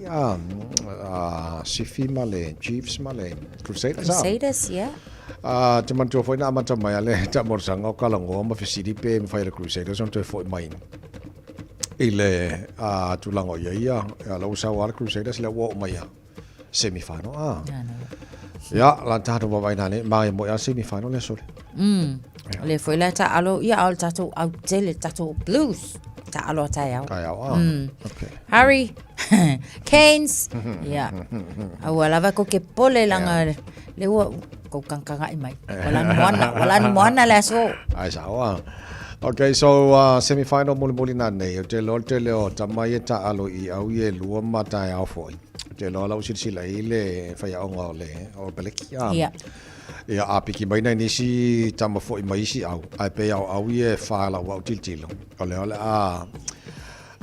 li fa le sila le fa ia wala la jumping mai langa au le coach o Japan ele liki Japan ile ko ma kungi ya le la mo wala long kai mi makua e ko mai lolon tanga ta ato malo na malo sila kamaka aloma fili le au le peleki ya manaya au tiltilo loose forwards la utilo loose forwards ale Chiefs le lei loose forwards ale Crusaders le lei loose forwards and blues le lei fa pena fo il Hurricanes o te lo ina la te ti lo e te le tama au e fa e fina fili a pa wala makele ai a feeling loose forwards and blues masala pe tasi pe lua e la kamalea fa urpo ole la fa kama sia mangile e loose blues e la ko ngoi in mo ia le o peleki ko sangar nge sole orga ka fa au se al mo ko malo fa solo a kornga ka sole male alu le ako ka mo Anton Segna ya le lei ya manuele alo atu telefo ya lo sa mole ta alo ya umaya fa le la so ele semi-final sole Super Rugby lo fa longa fo nga po hockey fo la over Broncos ali nga ko ko vai lu la piki nga po lo ki no so ko mo se o fa le ko so la champing ile ole na ra ko sang mo vai ko ri ya fo ya o fa o ngoi le fo ya ingo champing ai o ke le ko fo ya ingo ngoi pe nga ka si ele malu ya ai ka fe ya le na ya o te lo ka lo ko pe o le ta alo ma to wa Taeao mai ta lo ngalana ile va mal Sharks o le ta alo mal Sharks ta Taeao ya o ka lo nga pe na e sa no ai nei le la piki mal Broncos fa se fulu valu ai ka ko la piki fa sa la piki nge fu ka no fa ko vai lo la piki ya manai so ni sina ta longa la fanga solo le fa onga vai aso ya manai ya manu le alo to tamba fa na fo la tino lo ta alo ya uma le ngata Super Rugby fa pena fo NRL la to ya o ke le lo po isa lo sa mo ka lo soka ya ke lo kam sa mo le la New Zealand ele swa fa Samoa ya msalo kama pe so piko bolangi po right ele swa fa Samoa tato au soka la ta alo ma Irani la songa fua mana ya asong kwal basfo yeah okay sfuru ibalo tane to life fitu fana na Jerome Gray fa fi fianga tae moli mawai ole matangi olo oangi Samoa le atunu fe alo fangi e fa maoni dei me umala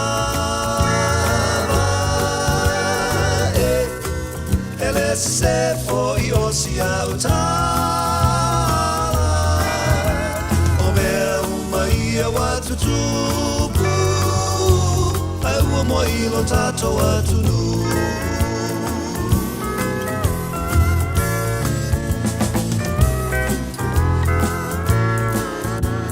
namua I ai ngale motu o savai I fola unga fa fine mata maiti Salala wai wa mawai Hawaii e fa apea ma Hawaii e fa maoni nei mea umalava e le se foi o si autala o mea umaia watutu lo tato atunu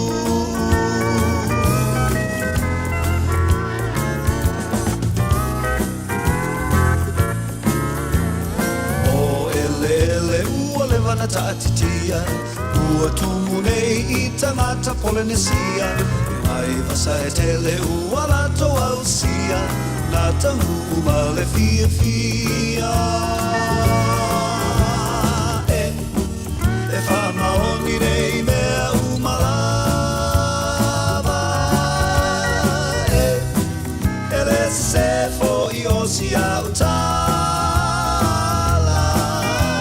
o mea umaia watutu ai ua moi lo tato atunu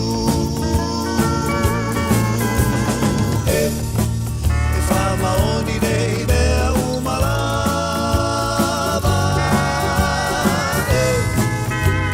se foi o si autala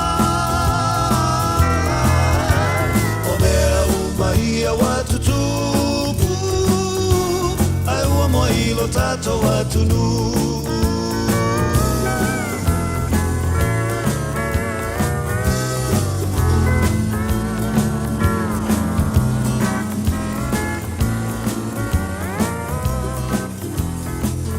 Talafalava, I'm Annie Puletiwatua, and you're with Radio Samoa 1593 AM. Just think a minute. It could change everything.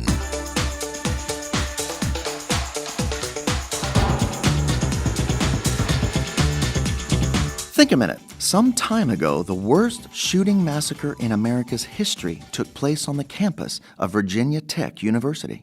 A student named Cho Sung-wee went on a shooting spree, killing 32 people and then himself. Cho was a South Korean who moved to America at age 8. As a child, he was quiet and well-behaved. In school, Cho was very good at math and English. His teachers liked him and told the other students that Cho was a good example to follow. He was seen as a smart boy and was quite popular with the girls. Sadly, this all changed for Cho in middle school and high school, where almost every day he was teased and tormented for being shy and speaking English differently. This teasing and shaming of Cho by the other students got so bad and painful that he finally just refused to speak around other people. Every day he was alone or bullied by other kids. Finally, Cho's parents took him to a youth club, hoping this might help him. But rich kids there made fun of him too. In fact, the adult leader of the group noticed that Cho might even be developing mental problems, so he encouraged Cho's parents to take him to a doctor, but they didn't. Cho's aunt back in Korea became quite concerned as she heard his parents frequently talk about his older sister, but almost never even mention Cho. Finally, after years of being bullied and abused by other students, Cho became like a wounded, raging bull wanting to kill everyone in his way. It's a simple, sad fact of life. Hurt people hurt people. That is, people who are hurting inside usually react by hurting other people around them. In fact, almost all of our anger is caused by some type of pain. Maybe you're still angry because of the ways you've been hurt or even humiliated in your life. It may have happened years ago, but your pain and hurting has not stopped. You know, if you'll just ask Jesus to come into your heart today and take control of your life, he can start healing your wounds and pain and give you the strength to forgive those people who hurt you. Then you'll finally be free to move forward and start experiencing God's beautiful plan for your life. Just think a minute.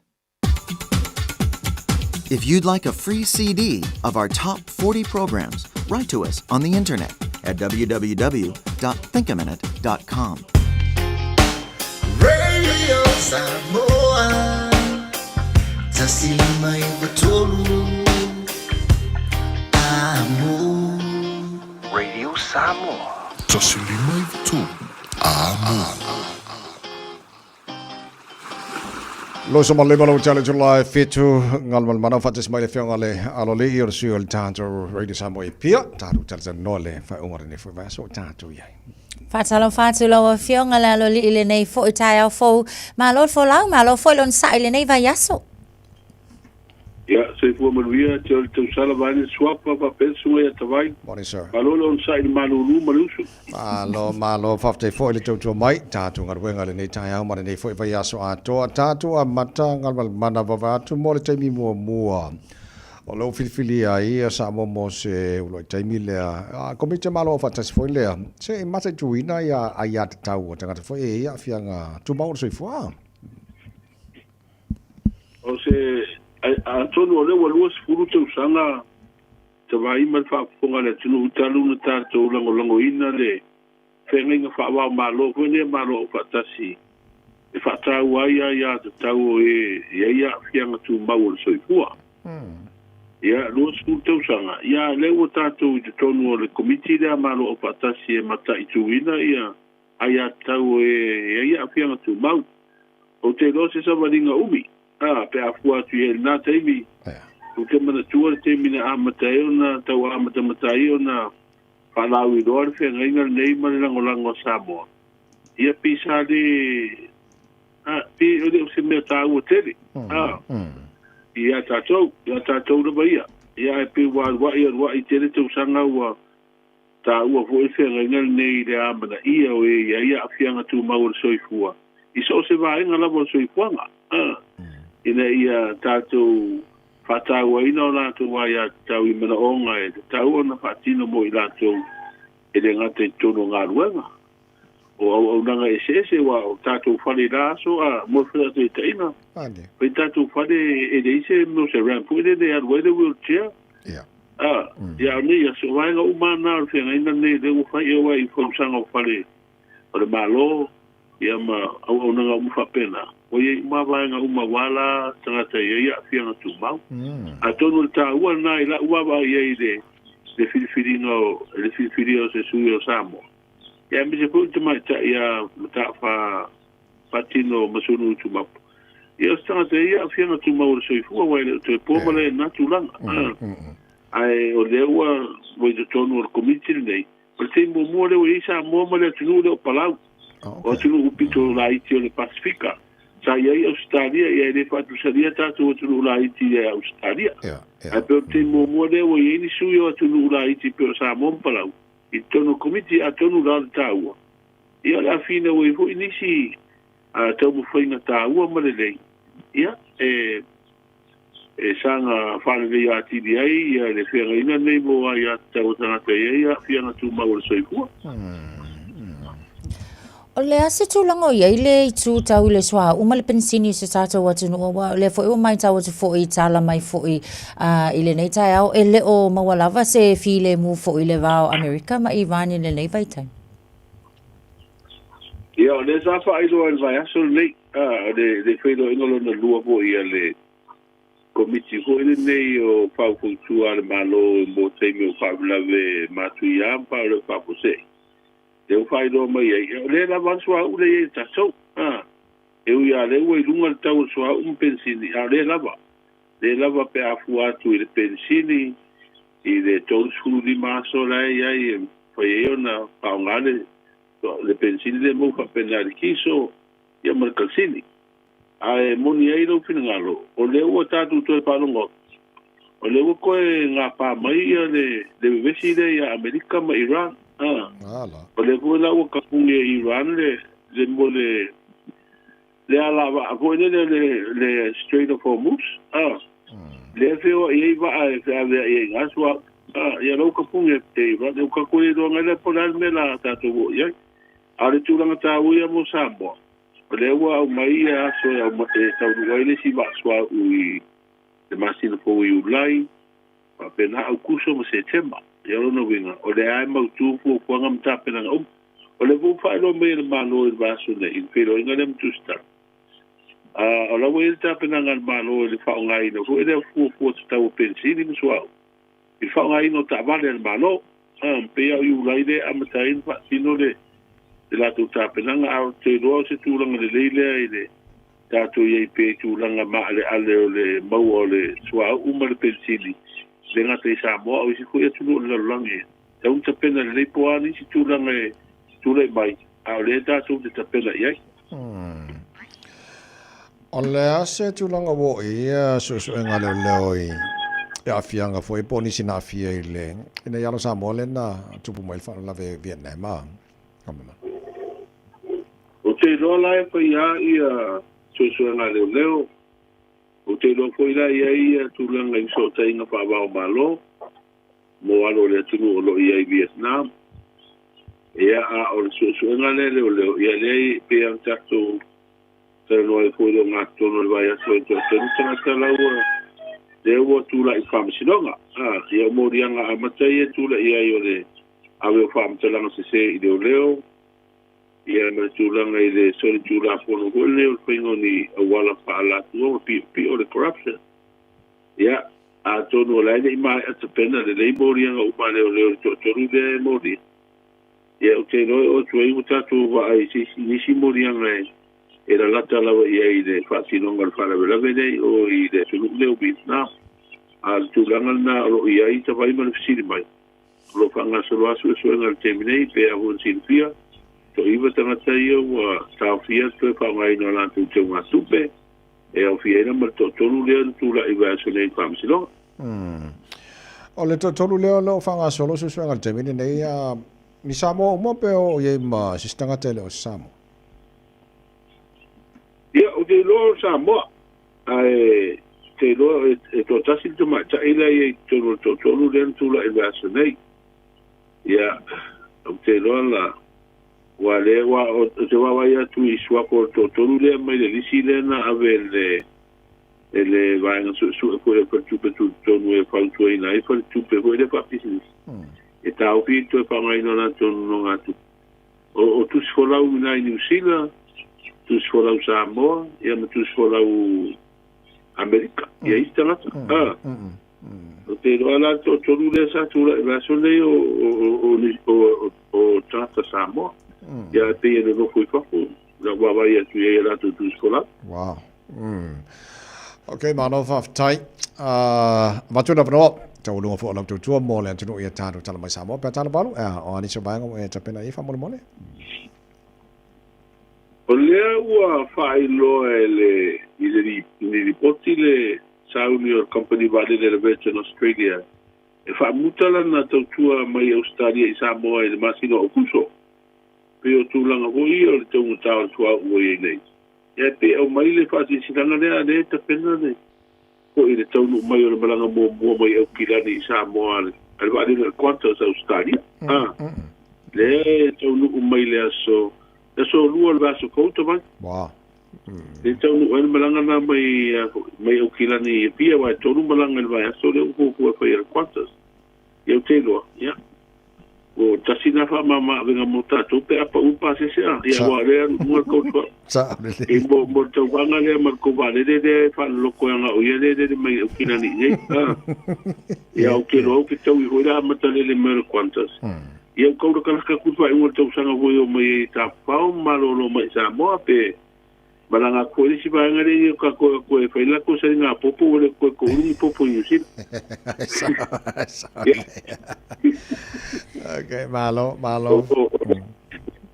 O lewa sami le so ia le atoanga se lau malua tau sanga o kolisi fo avele.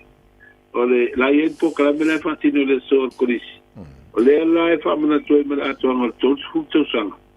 Talu ona urufale tama ta I tono korisi ma onga whatasi mele tu paole. O lewa whaalawido mai po I ele tātou whalaptongo tālonga po le sasno. I ele au whiwhiria Samoa lea o saune masi atu I tālonga maro le tāpulenga le masina fōu. E whaia le aio klasiko I nai Skotilani I Peretania. Ia. Palau tere tātou tala masani pe a o ko te masani le o nanga te vai ma tusa. Whawhongmala tino o le walu, te mi New Zealand na o le iwa le te mi Samoa. Whalau tere tātou tala mana pe o whawhonga tuele tino. Ia, o surumane la I Samoa nei Taeao? O lewa se eu le api o koringa le whatoa mo me tau tustu sia vai. O lea o tala le tau lena au mai nei le afo le di mai Taeao nei. Let's go to the uni. Although I found to almost a really man, no seal of a man, see a more local more to know.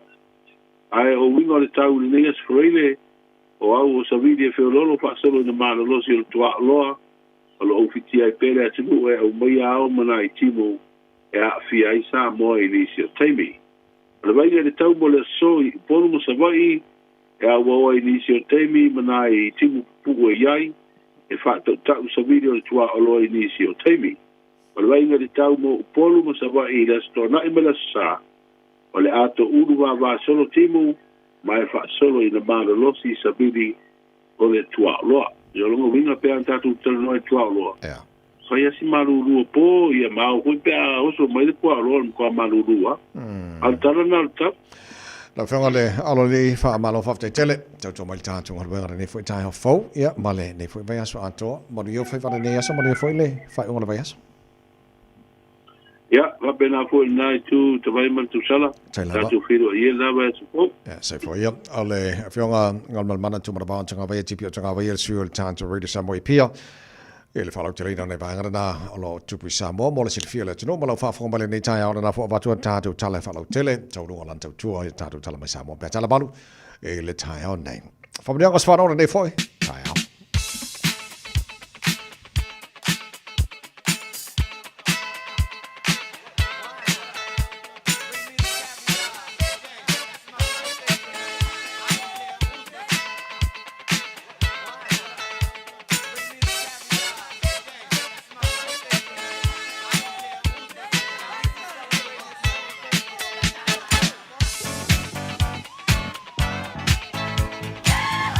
Omnanga swara o nei fo yas for ile o tantu ye was furu lo ye yaso uni telefoni matala mo o nei Taeao tolu fitu tasilima iwa tolu ya male tantu I medio lo tala foi On air at radiosamoa.co.nz. Mau fola no lo tantu Facebook mari YouTube ara Radio Samoa tantu telefoni nei Taeao malo si fo Talofa Oh sorry Talofa Ele fia fatalo fa ya lele pulo le ya fa mal po bil malu lu. Is pa mo ala biko ngal man. Ele itau lu masa fa man yang sabai. Ole lo ka kala ngala mai pe fa sang fa mo yang pe. Chalo fa. Oye le aila. Ele aila ya malo lo pe se pa. I was se le minga ke fongi. Ya lele ya manai. Lees van de Engelse tato in Meli voor I supporters crusade level met champagne voor la ko manga ya sa Really? Ja, lele so tato van de Engelse le voor I Taeao voor oyo le ole le Engels kak van gang le kai I all popoli I fa van my nei lo was fa now ja le al pesele lo fa tuel tato po kala me ya te ole Taeao Malu yetsele lo wasi soifu. Yo los full lo balu.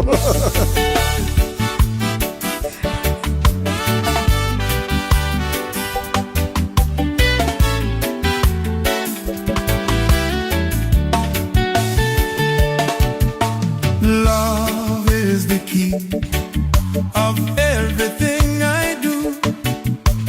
Jesus is the source of it all. Love is the key of everything I do. Jesus is the source of it all. O ela lofa oleki, o mea uma o te fire.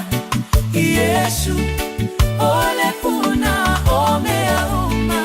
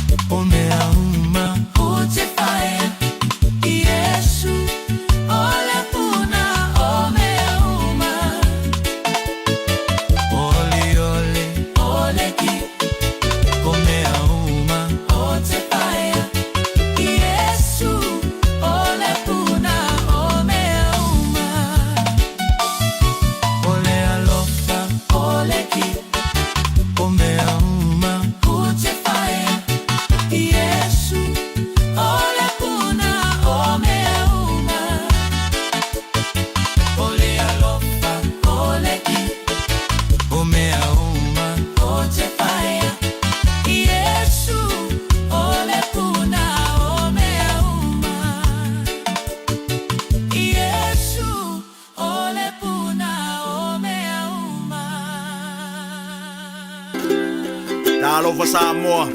Wa ule ne yo kas futialu. A wale suia lingila wa ule kio. A eva mai ina se fudu lima iva kolu. Amo. Radio Samoa. Vevela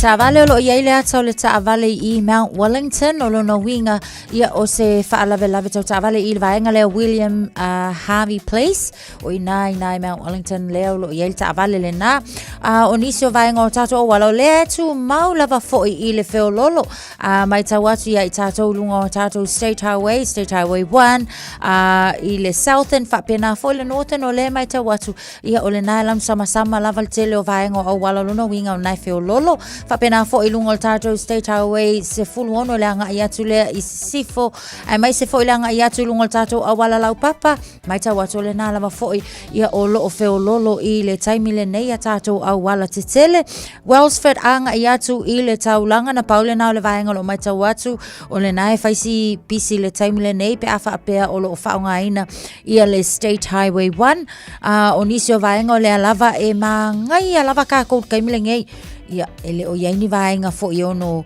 whapopole tele nai tātou ai se I vangana le whaalawelawe tau taawale na am taawale ia tau tuana lava fo I mo lo si la fia mani e tele le nei Taeao le asu wharai le leo tōsu 5 minuta no tā leo le valu. Thank you for choosing ClickX. Hey, did you know that sending money home to family and friends if I'm very ClickX? By Australia, for New Zealand, to better for my no eyeing. It's simple with 4 easy steps. Sign off here, ClickX. Sign up now or log on. Select Samoa, Malu will receive in no time. But don't forget safe and secure.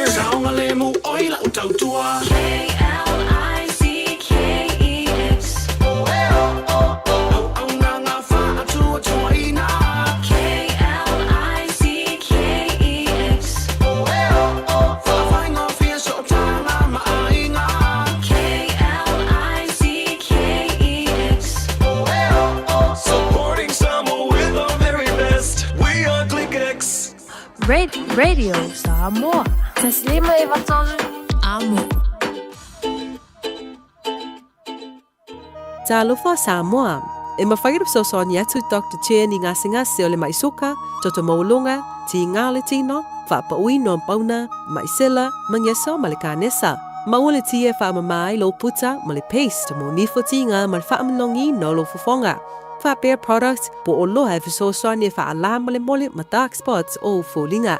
Ua tele ngali ua mawala to pepe onar sosoani a Dr. Chen. Ala au noi le lua fituono tolu fitu, lua fituono tolu fitu, pe a fiuane I le lua ono, Great South Road I Otahuhu. O mo mia ni ngaluenga fai I lo fali. O le living space o lau company if sosoani I le fale leo maota malawa. Amana o mia se pui, carport, canopy, pe fa folo heat pump, faisau dick, whaka peta lo fale, whapsota I mai I le living space. Via 4 quotes, maula sosoani I le finance, e le aise deposit. Vili mai loa le living space, I le o valu selau, 5 faono, fa valu fa, o valu selau, 5 faono, fa valu fa. Talofa o waleni o se electrical inspector Samoa tolsu 5 tausaga tautua ma o resta leina fo'i mo le waina o lo mota falsa fatfaigaluega faapeli peina o vaivela ma o gaumu falau mai lo waleni o le amos electrical I le olua fitu lua ona tolu ona fitu ona lua olua fitu lua ona tolu ona fitu ona lua. Le Shine Dental, lau fale fa inifo fa moina. La to te fa fofa tal no ango nifo. Ia so lulu tai tasi. Tele e wala me fa ona tutong yai lau tong fitinga. A fio mai loa I le 5 fitu fa Great South Road Manukau. Bevili mai le lua fitu ono fa. Lua fitu ono fa. Mo le Shine Dental e ia inga whapito. So se fulu ma le tolu minuto lo toro talo le tula e valu le taulunga taro tala mai Samoa nei va sapea tala valu le Taeao nei a on se malisunga o kuso le tato Enterprise Motor Group Manukau company o lo malosi le tato pokalame a Malu le Taeao. Te lo el famulianga le ka ngu mai lo ka alpe se famulianga sfana wa ngal mana o mo I follow pico pe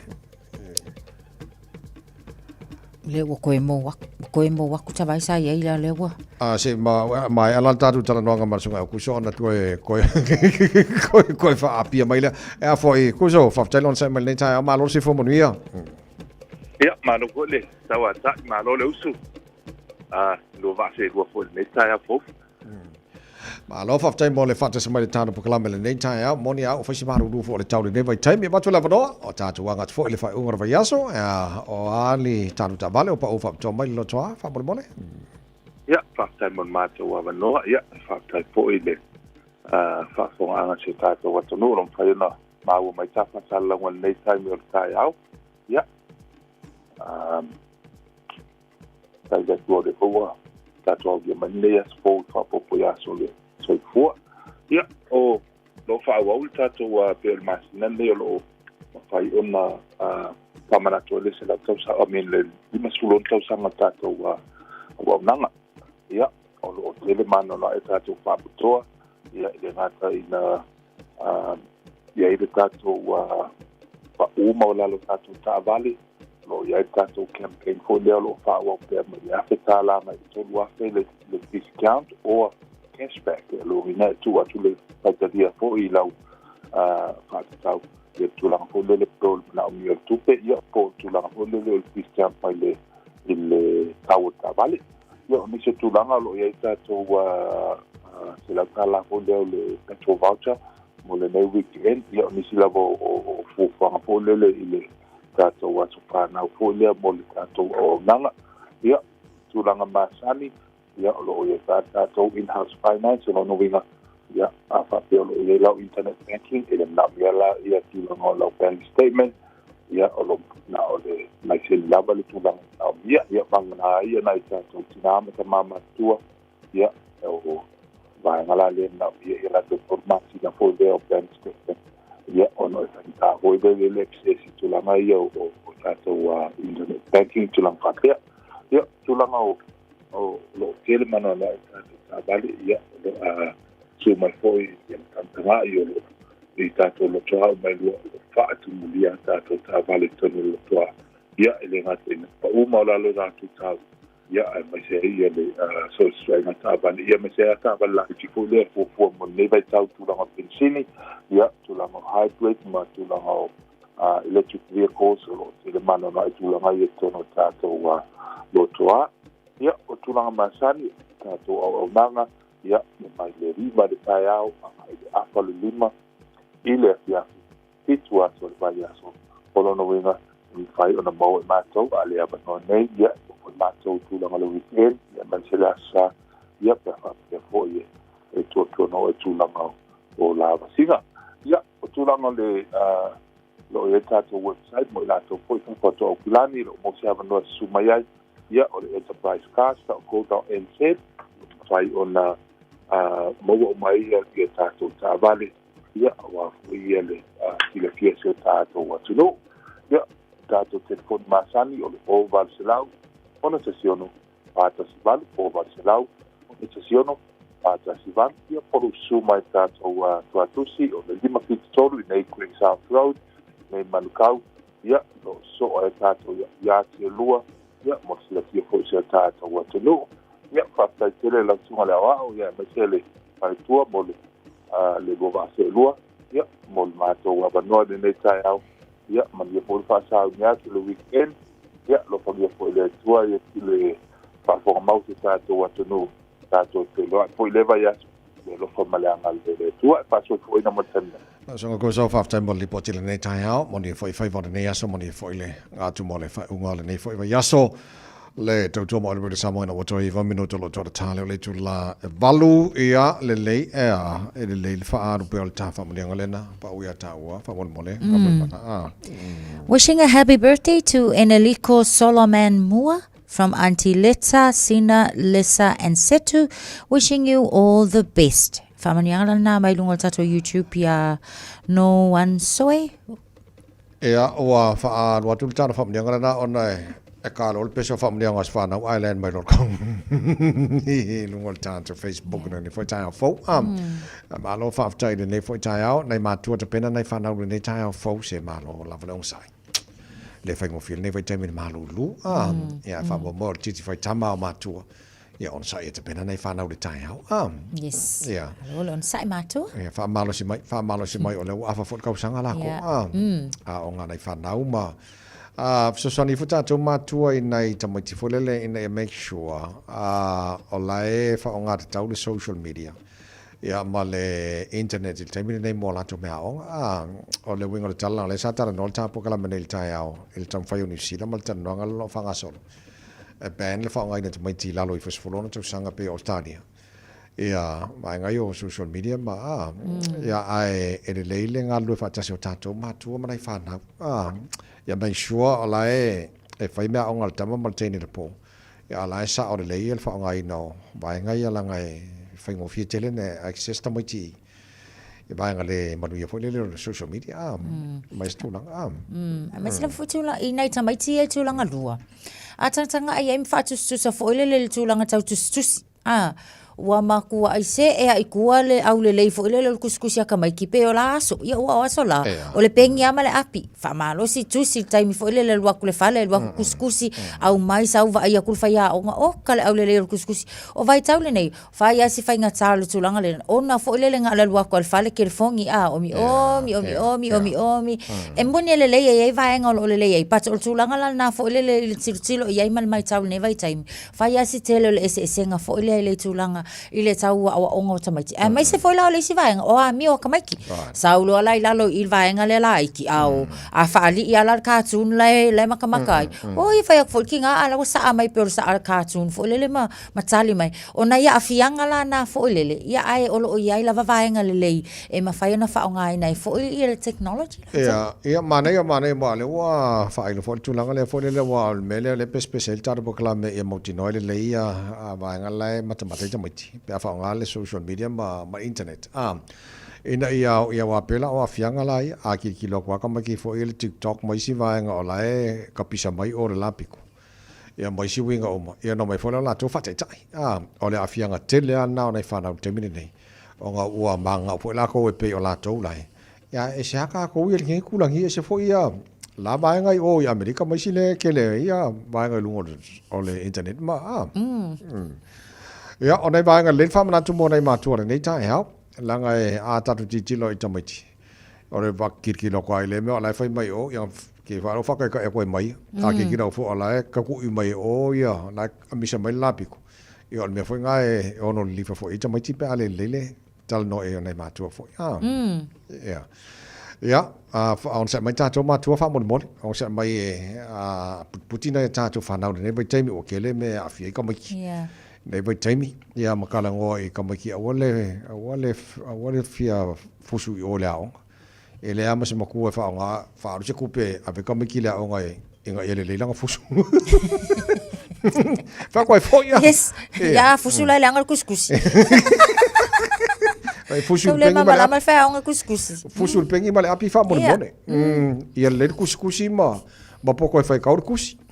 Wa me o manga ka wala o sa o le le so la ia so ke fa ko fa ka ku se ka makiri ya wa ka manga I fa ya o ngari ya me sa ka makiri fa ka wa la ko ma ko la ko ku si o le ba ko fa ya o ngari ku si ya sa wala mala ku si le o fa le fa ka mai ngangi ya al pala ma tu e fa le po so ngi ka makiri fa ka ku si e ko la ko la ka makiri le si so o la o nga fo le fa ko fa ya o nga fa ka mar ku si ai ko asia la wale me la wo ye wa A+.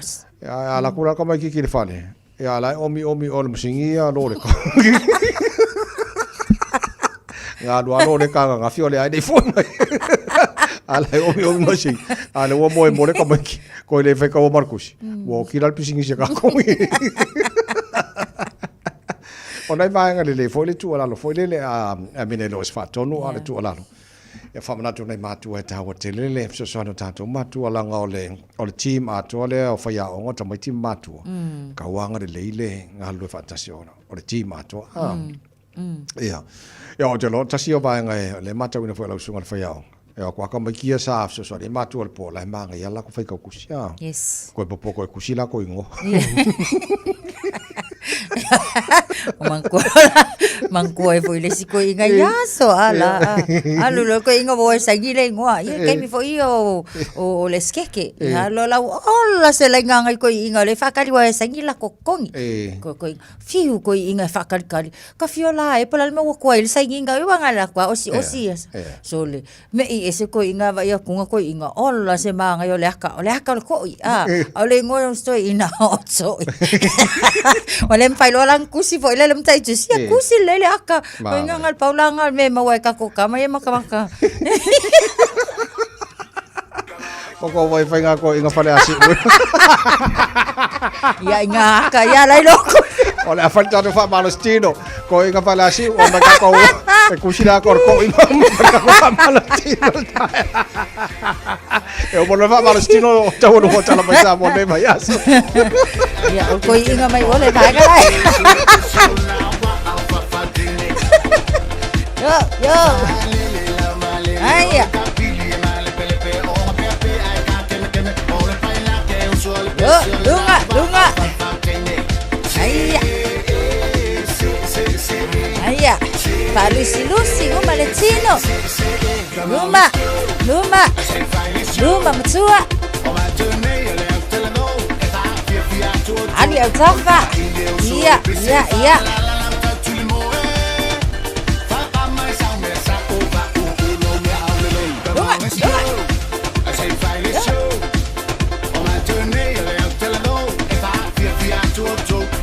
Alui luma. Matua mana ya?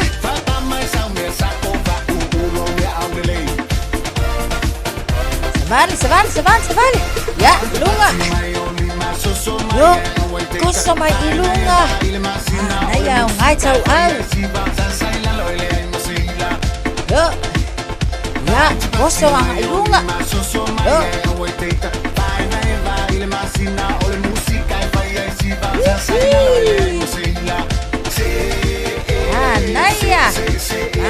Naya le palongo le chino. Ya, altafa. Solu, fa, manale, lua, solu, fa, tamatau, sasi, lua, solu, manafa, wale, lua, solu, fa, sabali. Iya, owoy nga iluma. Lunga.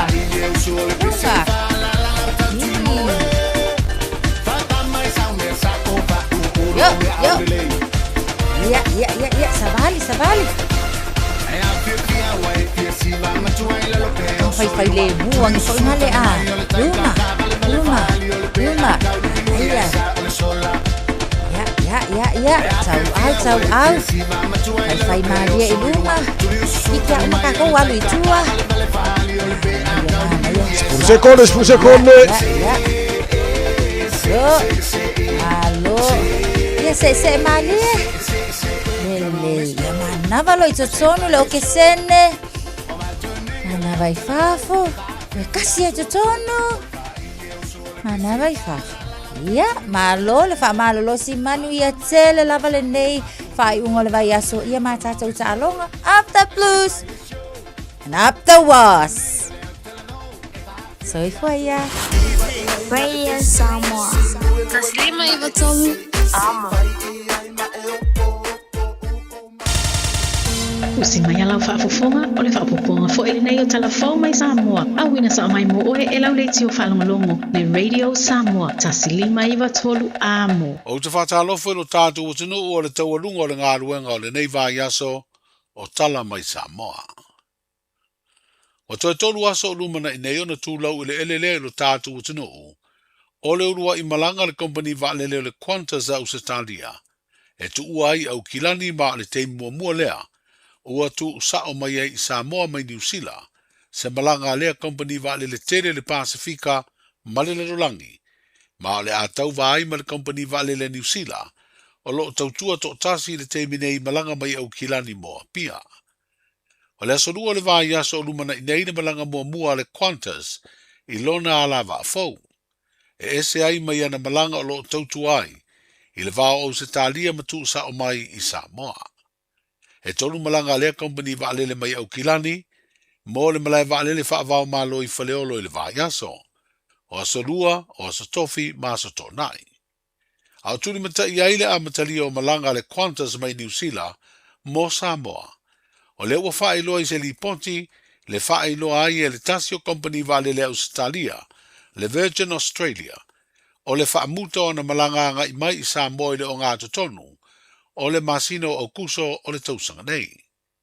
O se li ponti le vanga whaasara lau o le Memada Pacific, o lo ta wai ua mafua lea whaai unga lea company va'alele, o no tūlanga si tia o le tau asua uma pensini, ma ua whainga tai o na wha wau lea tautua, o no fuafuanga mamao a le Virgin Australia. I le luas fulo tausanga, talu o na talia ma avea Samoa ma se tasi o tunu, e langolango ina le whenga inga whaavao malo, mo le pui pui o aia te tau o tangata iai a fianga tu maua soifua. O te le sao le malo Samoa, I le tau sisia o aia inga o le whenga inga e peo na whailo ai, e le whaatonu o le whalaptonga o le nuanua le lofa, o se au nanga tu ma o tiro tātu o tanu, o lo whenga ima por kalame mo le atina o tangata iai a fianga tu mau.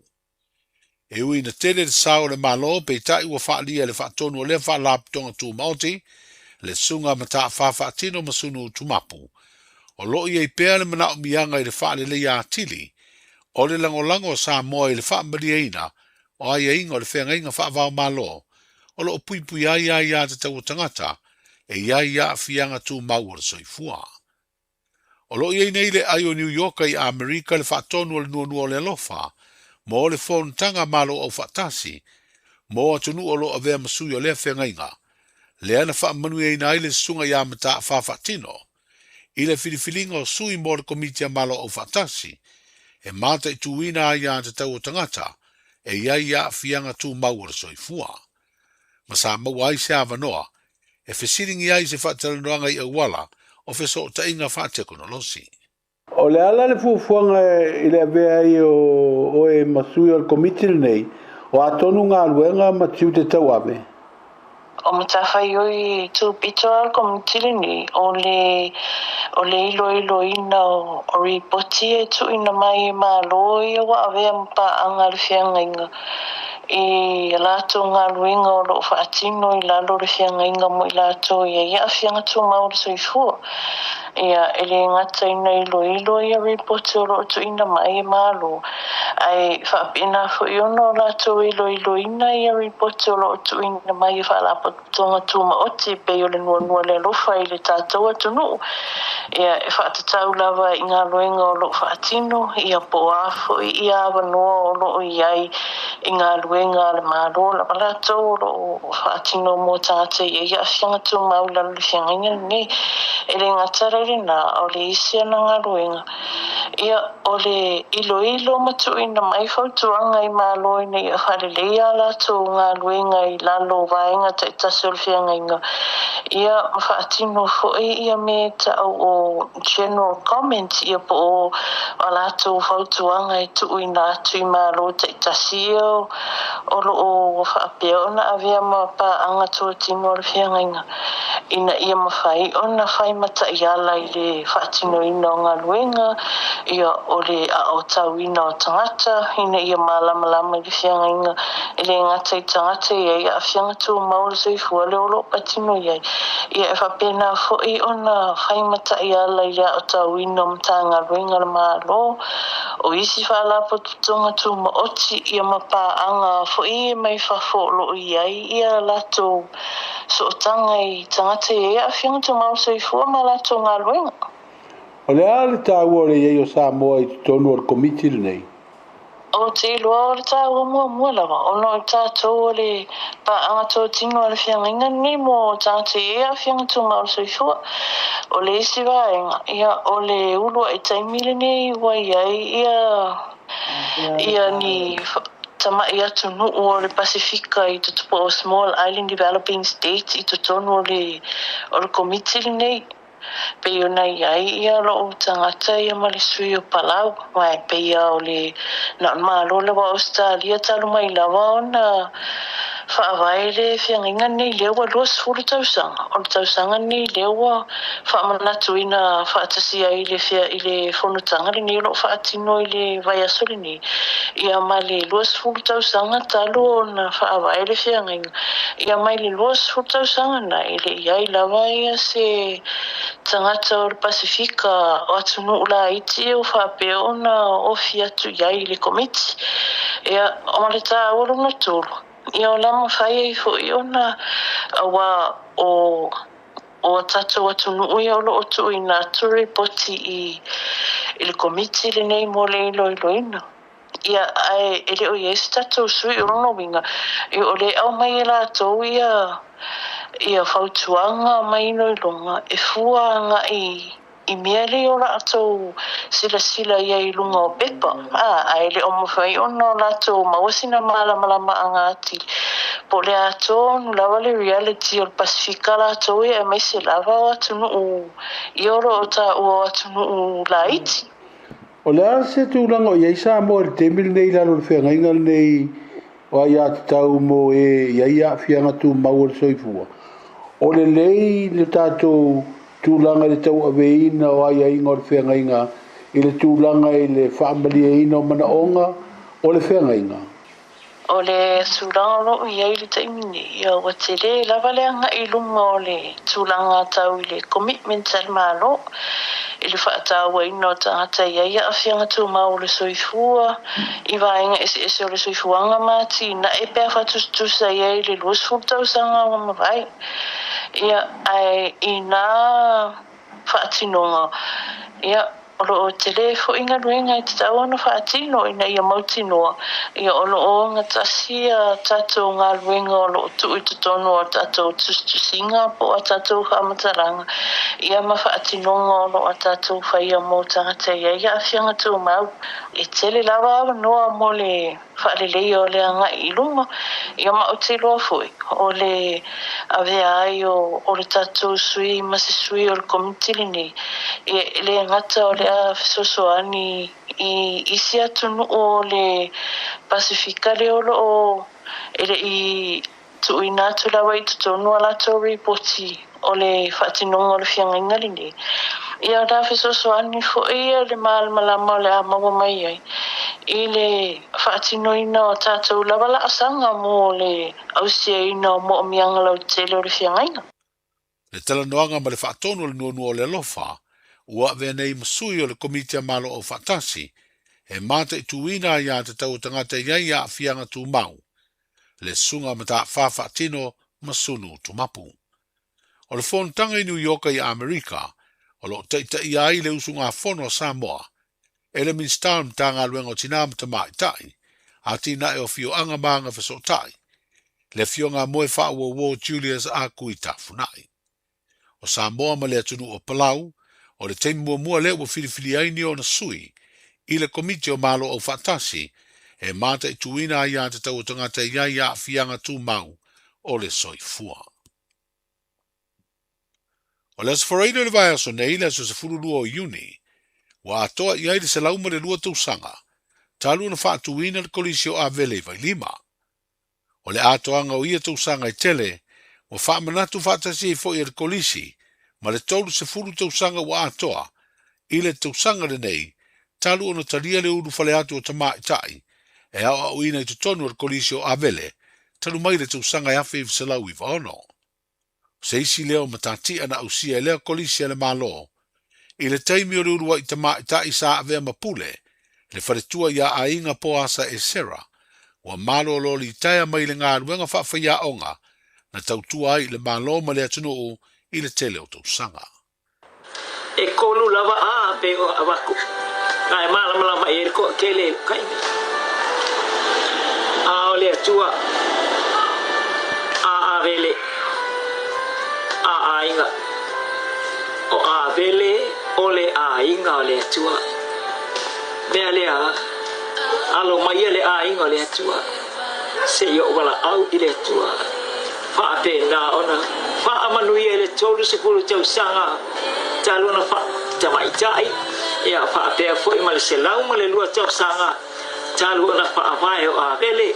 o le a o ngā sa whapena o nā o ngai lo tua a whapena o ngā o la kakalo ngā ukula e mai ai ko o le a o ngā o le a kua loi kua ako mea uma ia tama whātai te le lawa mo le asu whātai loa loa whātai loa ngā le leili po launga a vele mai lava le amatanga e o mai le nei taimi whātai mea malawana e whaatino ina na e ngalue ina mea mo le manuia sa talo i whaapena na e whaamanuia i tama i tai malava sa e au mai a vele o a whapine a mastalia i whaamanuia ngai te tono whaapea po i au whanau mai lava le amatanga le whaavae ina a vele i se ia o mai le nei tau sanga o se lauma le lua tama wala au ia te oi ia whaapena ona tō whaua ifo au whaamanianga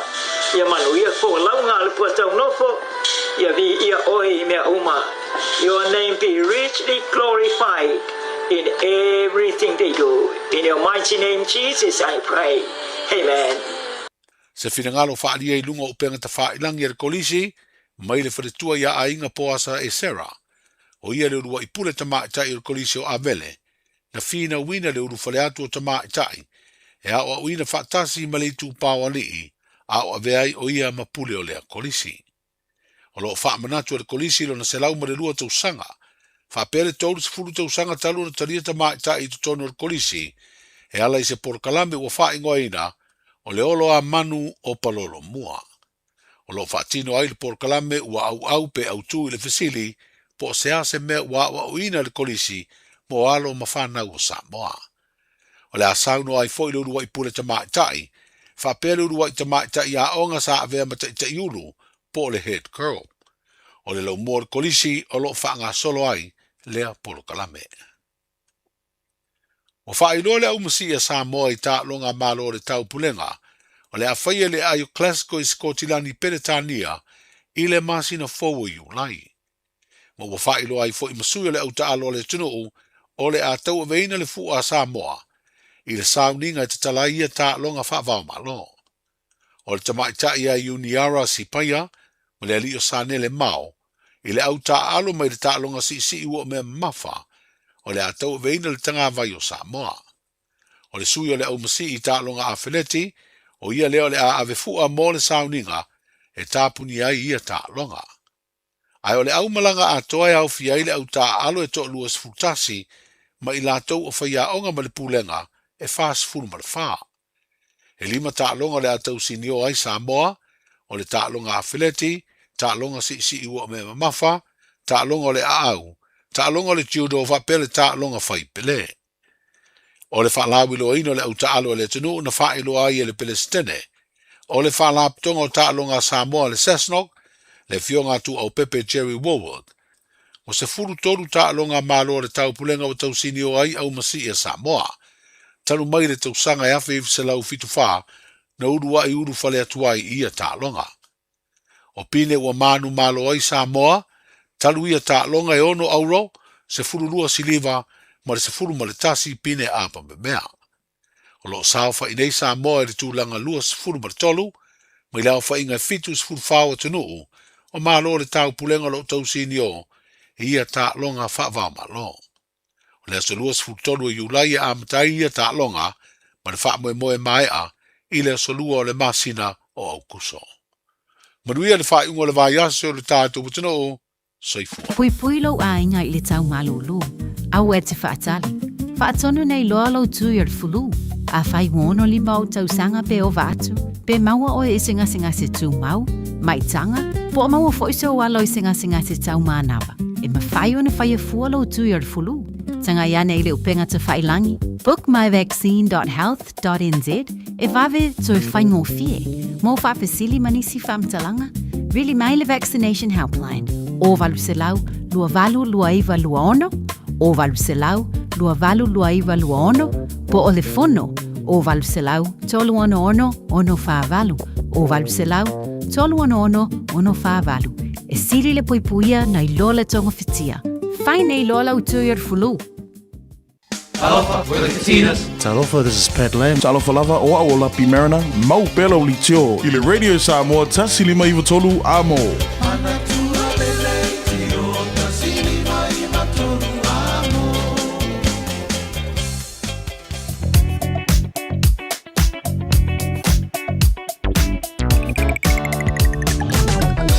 Good morning, Malu. Si fu avita vale nei taimi ole Taeao fo ole vainga la tamale nei le tala malali potilunga ole wala ole taimi masani ole pisilunga la wala nei taimi ole Taeao.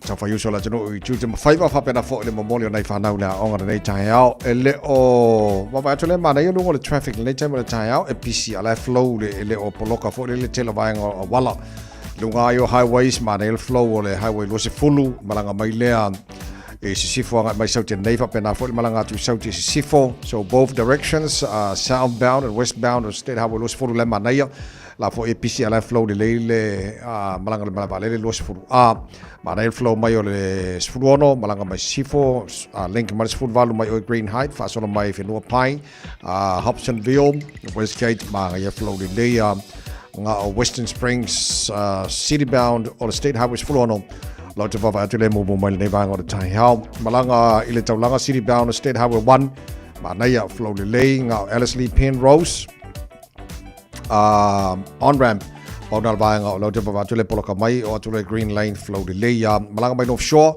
manaya flow mai city bound and northern motorway se la pasene nei time o Taeao so lunga la wala ile nei vanga o Taeao afta vale malo foi malo de sila ya tubawona stai tu la fona lunga la wala ma vai ane nai whanau wha mole awe wha mo te maiti te me kolo sela wala nei whai teimi ole Taeao li poti lunga ole awala awe nato wha longa le ClickX.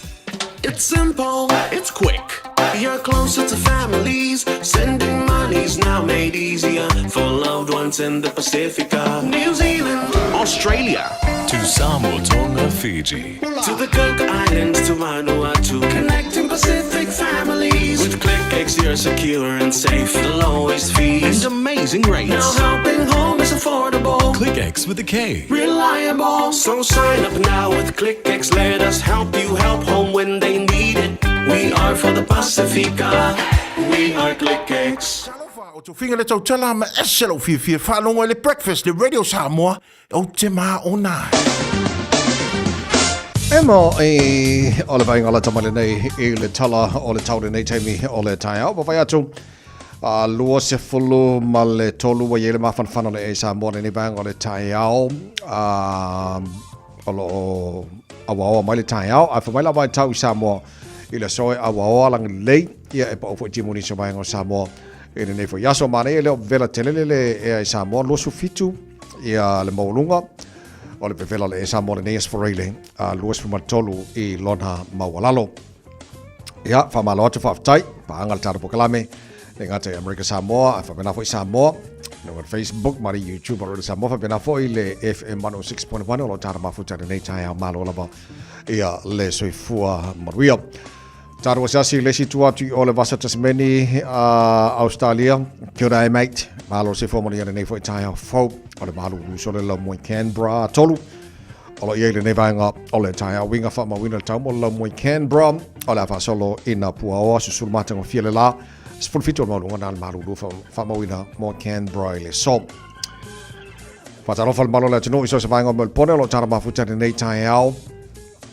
Sfultolo le malu i le nei vanga o le Taeao fo fa solo na awaolang le leini so taimi sfuluiva al modu ngana al malu o le efa ma wina mo melpone i le nei fo yaso sini Australia male atunu o lo tata mafuta ai na vanga Australia malo la versi fo mo wia sfulima o le malu le nei vanga o le Taeao winga fa ma wina le tau mo sini Australia pa una wanga ni so taimi lang le leifo ni so taimi lo su tasiel modu ngana ma fa fa ma wina mo sini Australia le so Brisbane malo se fo sfulima o le malu Ile nei vanga o le Taeao, o le afa solo ina pa unai wanga ni so taimi. Lois futonu, malunga le bebela fa mawina mo Brisbane e le nei fo yaso. Perth, Australia, ile nei vanga o le Taeao futonu il Malulu. Fa mai la wai tau, o le afa solo ina awa o le tau e pa ufo ina i timu mama ni so taimi. Sfulfitu, al malunga na al Malulu fa mawina mo Perth, Australia. Ile so vanga na Australia, maltulanga o ile tau. Ile nei vanga o le Taeao. Tama ki makauro o kilani no whanga whasalanga Radio Samoa pa vea tu pauli mai kaya ai mana le stip ala ka pong sa mai ali longang mam lamo le o mai fo le la nei Taeao au wi got chau le so tu ma ona awa pa unai wanga mamai le tuatu sifo o kilani le so lang le lefo ni so taimi ange mari mar savili mai sau ti sifo sfulono maulunga le malulu fa mawina mo kilani e le so fitu lona mawalalo Taeao pe audio la fa so foi na awa lang le le sfulono maulunga le malulu tu sa le ale tau nei Taeao o le on tuatu awa lang le sa fa pena fon awa lang le so fua mala solua mala solulu mala stoffi o vai so lo mana ia tu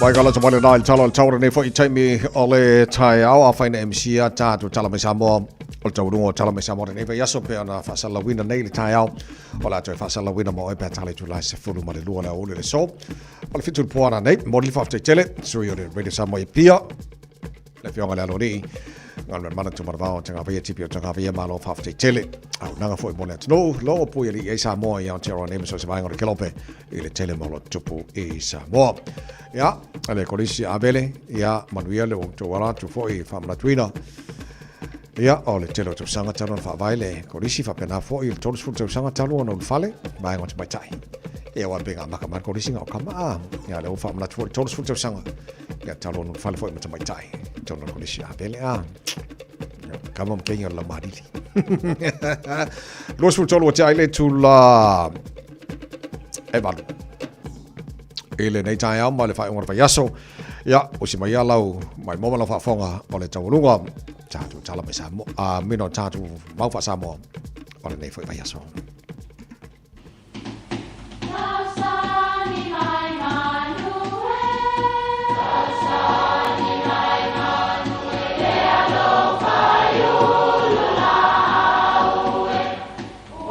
E o fanga manu i ululu o la au, awa e fafanga i funga o la au. A o le tangata, e fafanga i upu matala. O le mafileo o alanga upu mamuanga ngana Samoa maona whaapongai, e a fua i lona sio mianga. O lona lea sao i le whaatufunganga o le iloa whaale aso, mai le tautua se ia o ina pule. O alanga upu mamuanga ngana, ua lanto mamanuina le tō whamanino a Samoa, mana tua fo'i, e tāo fitau muli le atunu. Mana tua a fia i siona vao. O le upu e whapele tala na maua mai i le taumāwaenga le tō ina o a fia malone tō lua o sina. Ina ua fiu a fia e taumawhaile loto o lona tō lua. A ua whauri uli tō lava le manantu o sina. O le a te a masitoi ina aialu e momoli le pasina i a taputoa le tautai a le pata. O upu e whao ngā i teimi e tau mā vai ai ma se whai ngā malanga. Ia pe whau tua i fo i se tasi ina ia manatua le a inga mamatua. Pe a whai alu i antunu i fafo. Tautua nā ma oe le a fine. Awe te whaangalo a fia i siona vao. Ina ne ia vea le fe i lafi o mea mātango fia inu ese, ma mea e ngalo ai mātua mauso whaapea tua whaafine. Mana tua a fia i siona vao, manuia lau whazau saunga.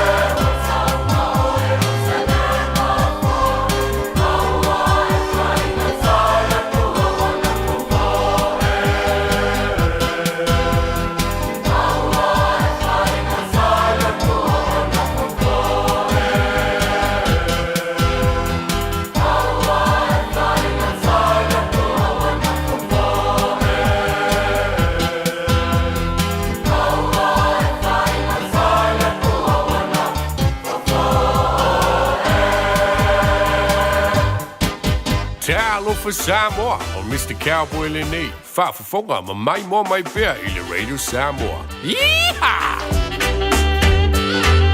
Gynecological cancers can be silent. You shouldn't be. Learn more by visiting thepowerofknowing.co.nz. If you're unsure or concerned, speak to your healthcare professional. E le te tau ia oe una nā tia a fianga o le ka nesa o tutonga sā o te mai tai. Mo le sila fia atili, asiasi le powerofknowing.co.nz. A whai o e popole pe le mautinoa, tala noe lau fo mai. GlaxoSmithKline New Zealand Limited, Auckland. Ua taunu o mai Loretta I le fale, I le te au le tasi I le vaveau. No leka, o fia sa e ai. O le waka le kasi le vaveau whakoa e kaungu mai le fale. Inga e whai mei nge kaungu mai le ongo, o fia sa e ai. Sa uia le whale mai ma lo uso, e ke lo fo e cancer skenge ai le wa e mai fo I. Ngo vili whakoru aku, ai sanga le kari ai lau California. Si e kilo nge fo I mi skol nga e vili mai lea. Ia ola o momoe mori mangawa si au whangau. Ia ole fo e le ingi lancho kamaiki. Sole, wale kasi le lua le kolu lo pepelo. Wakoe o mi fo iau masingi wha mo kupe. Wha mole, ioe, wha maangalo mai au, wa o manga mia safsasoangi. Ua mawai ni maasina, sa ili e Loretta sifsosoani I le mapu mai services. Ua amatau na whaasolo manuia le ainga o Loretta. Ma lo lava Loretta, wo wai le swinga le lei o si o tātou ainga. Whaaftai mo whaataunga, ma le tongina o a tātou pili. Whaawetai mo le fsasoani mai a mapu mai a, ma le alofa o le atua, wa o maua le fsasoani e whafoa I lo whaafita auli, o le taalo I masini poka. Veli le mapu mai a, o walu salau lua tase lua lua, o walu salau lua tase lua lua. I love you, husband. Hey, don't be that guy, or that auntie, ignoring a sore throat. This isn't just some drinks and lemon tea in your sweet situation. Untreated sore throats can lead to rheumatic fever. Nobody wants that for their family, eh? Go get your Pepe's sore throats checked at your GP, school nurse, or pharmacy. It's quick, easy, and most importantly, free. So come on, whānau. This summer, take care of your tamariki. Get it checked and get it treated. For more info, hit us up on socials at Stop Sore Throats or visit stopsorethroats.nz. Omo mia ni ngaluenga whai I lo fali.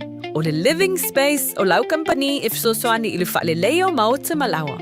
Amana o mia se papui pui, carport, canopy, pe wha faulau heat pump, whaisau deck, wha ka peta lo fale. Whaapso ta I mai I le living space. Whai a 4 quotes, mao le so soani I le finance, e le aise deposit. Vili mai loa le living space I le o valu se lau, 5 whaono, 5 valu wha. O valu se lau, 5 whaono, 5 valu wha. Le Shine Dental. Whaapafunga mai I whaapitoa o le nei vai tau. E whai a fuole si aki o loa I le Shine Dental. E lima se lau I waiva li tau o le nifo whaapipi e tasi. One tooth acrylic denture. I le Shine Dental. Susu mai I le tātou whale fau. E au tafa lava o le whale tuai. 5 Great South Road Mankaio.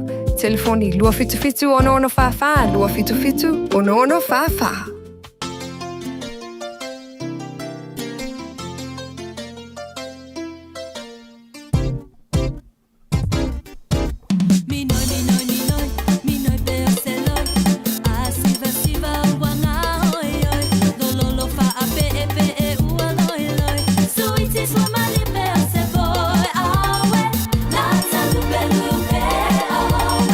Tangi tangi awe, olo lo tole.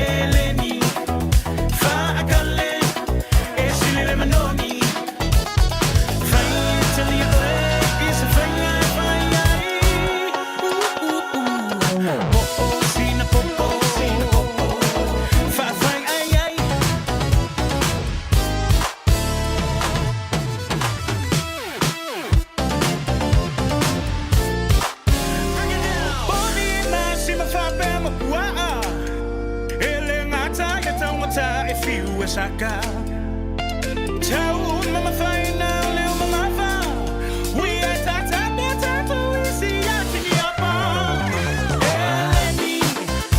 Eleni aflai falele shile manoni Eleni fakale shile manoni fai tele yaloes fai me fai popo sina popo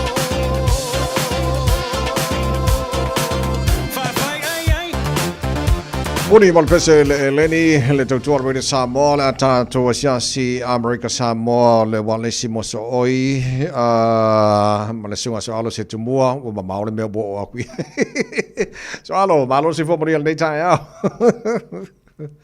Ore ta vai. Ia ole mo kuringe e kere me o iku. O vai na o ke mo ngi po polo ka ka mo la ko. Ia o le o fa sa la ko ile par ka ma ko le trade win me nga u manga o ka vai. Ke sila mai. Yeah. O le o le trade win o vai da o me ngo fo so alo. E le se ko pe so alo. Ale fe international. Ah. Le la o mai. Ia o so ya ko fa so alo ko ke mer ka si ya lang.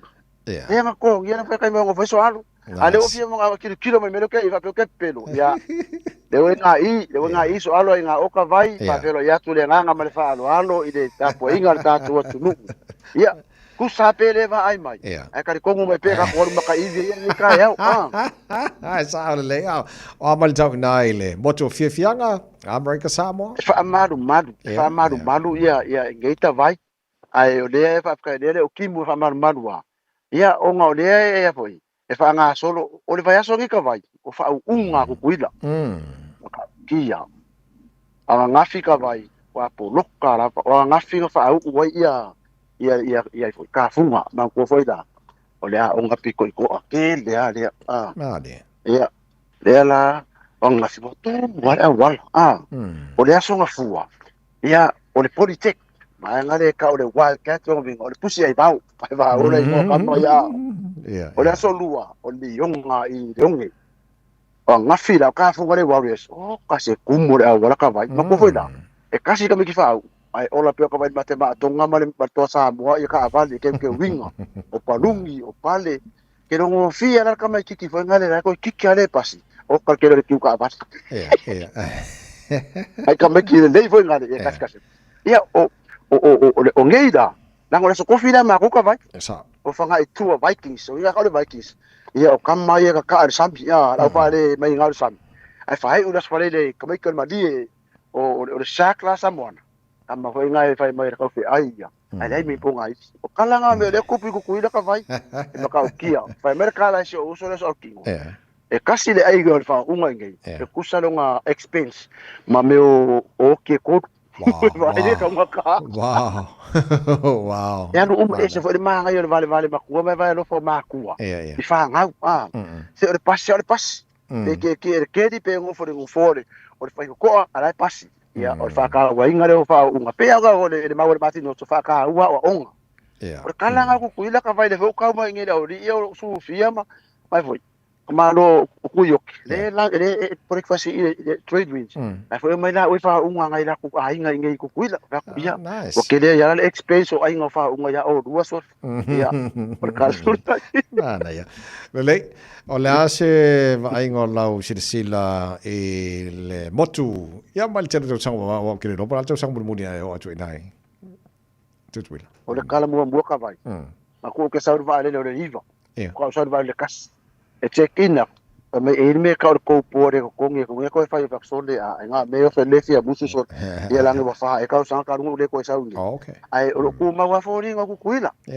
ke le nga ya ke nga i mo la i nga i ka funga le o ke le ya ke nga ku kuila o nga le ka ula wa fa ko ngor ka ulang o pang o ka funga le o senta mari ke lo me i do fa ai nga o kampangi e o fa i se uso le sa ko va ia me fo o me ai ya onga le la o sifi la fa la ku kampangi fo nga ka fa pui rongo vinga e u maso ai pangka ia me ai ya onga pe me la o me va nga le ia ai o ma nga ku kuila o ka vale e ke roale le vola America o lang ka vale ya o le America ye ke le me o lai o me ai ia ai ia ka ka ku so me ai ele fa Amerika uma Yeah. e ma onga i fa Amerika fi ola la ye Sa ole le ala la sila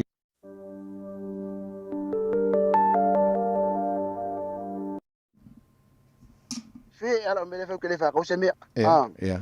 o foi se eso alo ka vai international ya ele yo la vai fa be o mo ka ka ngo eu fa ko se uso le ma se on fa ya langa alu se eso be pra ka o me fa di porque le vai ya ai okay lo yo ma sangi wa fa li ku pe Amerika ku pe sa bo ya lo mi fa la se senket apa mi aka sa mi sa ngi kinga nga ka ko lang e tapo me aka ma ya ka kasi ka ko e ma ya le la ku i o e ku yo ai ya la que para Europa ala kuma kala Amerika Samoa we silsilane se pumping sini Amerika Samoa la se tawi ole o ya kasi ole o ya kasi le o ya ide ya au que fa ya e o pacing au que fa ka vai de polo kola ora mer ka va kasi ka mai ke fa au ai fiku valu ka va de o fu apela matematonga ma fu ave ka u e ko sia ko ka me fa au i mo ka va yo vai fu ave ka ko fa sa fa manga ka fe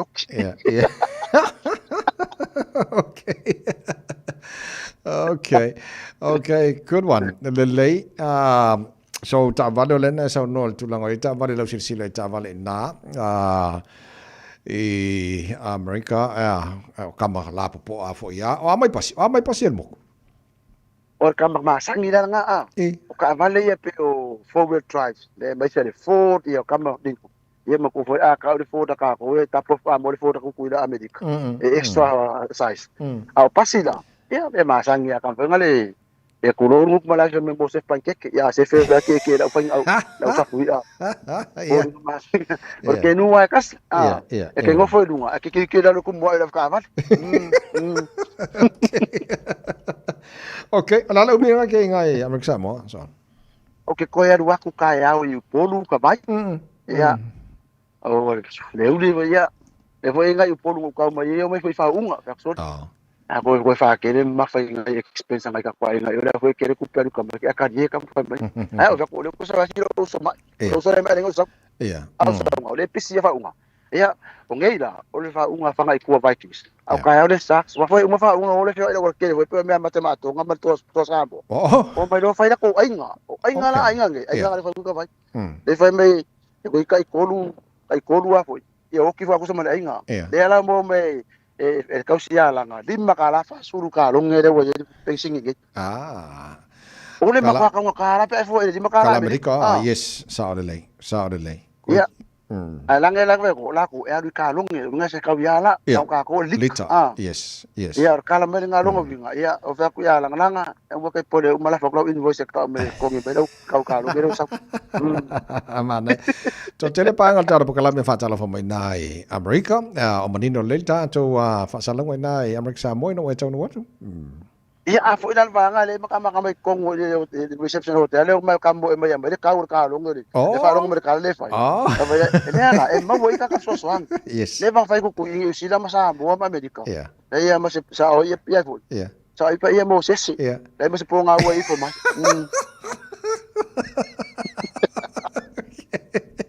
okay lele e se fa nga mana ya i America Samoa ele i fa winal ta pokala me tu al Martin Hortus ya o le mea whangai pio i ka whunga koe kia ongo ia loku kongo le se conference le pe kasi kilomik o kas fa sa mabonga o kas me kisi o kas hanga fou o kas fiku ia pio mea ngai ma ngai whawhikai ai o le ai kere whalasa e kumpele awa kere whalasa ia me ma sainga vai e sui ala vau kukui la ma sainga kaka ma sainga o mai ia ai o me siri whawhikai o le e kau whinga war kai mina eka vai o le au whunga le whona la inga keke le whaingo ainga ngei wa fua e fa e kai me fa unga e kai me sawe ko tax refund ia ama me food bank fa ngala yo kanga ka ma nguya ngai America ka vai ka sia no America e mo me pa pe ka vai ma lo va fa ya tono Trump a top taxo ar alo fa ti pa ngale ta por kala me ya tela la to fa tala fa mai le ta mo le ta o lungo ta to Facebook ma YouTube ro Samoa le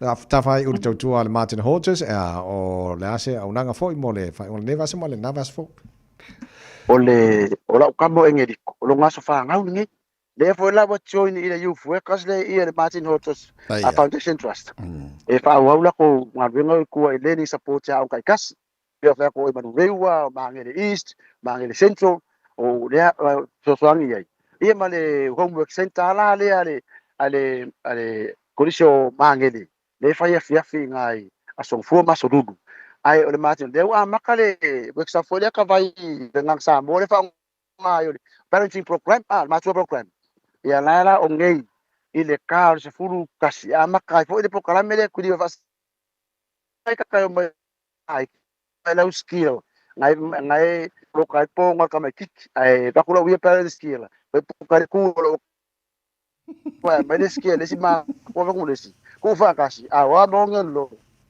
ia no le ka mai fa ngal ka mai kik kus yeah kala mo ka mai ko okay ia ai le encourage ka mai kik ta vai ia va nga umoi ka ku ale Martin hotos ka vai fa manga ai mero ke se u mika ko le uma o le trade que a polor ka ko lembro ngi ka ai sawa e dua mero que a polor quero que a por cuida quero que mo e prepa io alo fa te mol tampo klame nei Taeao a fero ia tu ni so pa ngal tampo klame e alo tele atu ai ai mo via ta fero foi le vaso pa di io vai venire fa nga fi au mai fa di ku primero fa va ku ta vai kai mo ma ku va ngoa pa ma ngi a ku das fa nga so ka dia ngi di ku ma ngi foi ka pe nga wale u fo le sa ka vai ke le ngi nga nga mbawa ia ma sere mai kongu au ka ala ale pa ia ko pu sa ma ngi nga sa ta vai la va alo fa tai so nga alo se tu mo mal ta tu po kala me wala se mo oi tu sa mai America sa mo ne foi tai fo ina wo to iva mi no to ta le tu la Eva.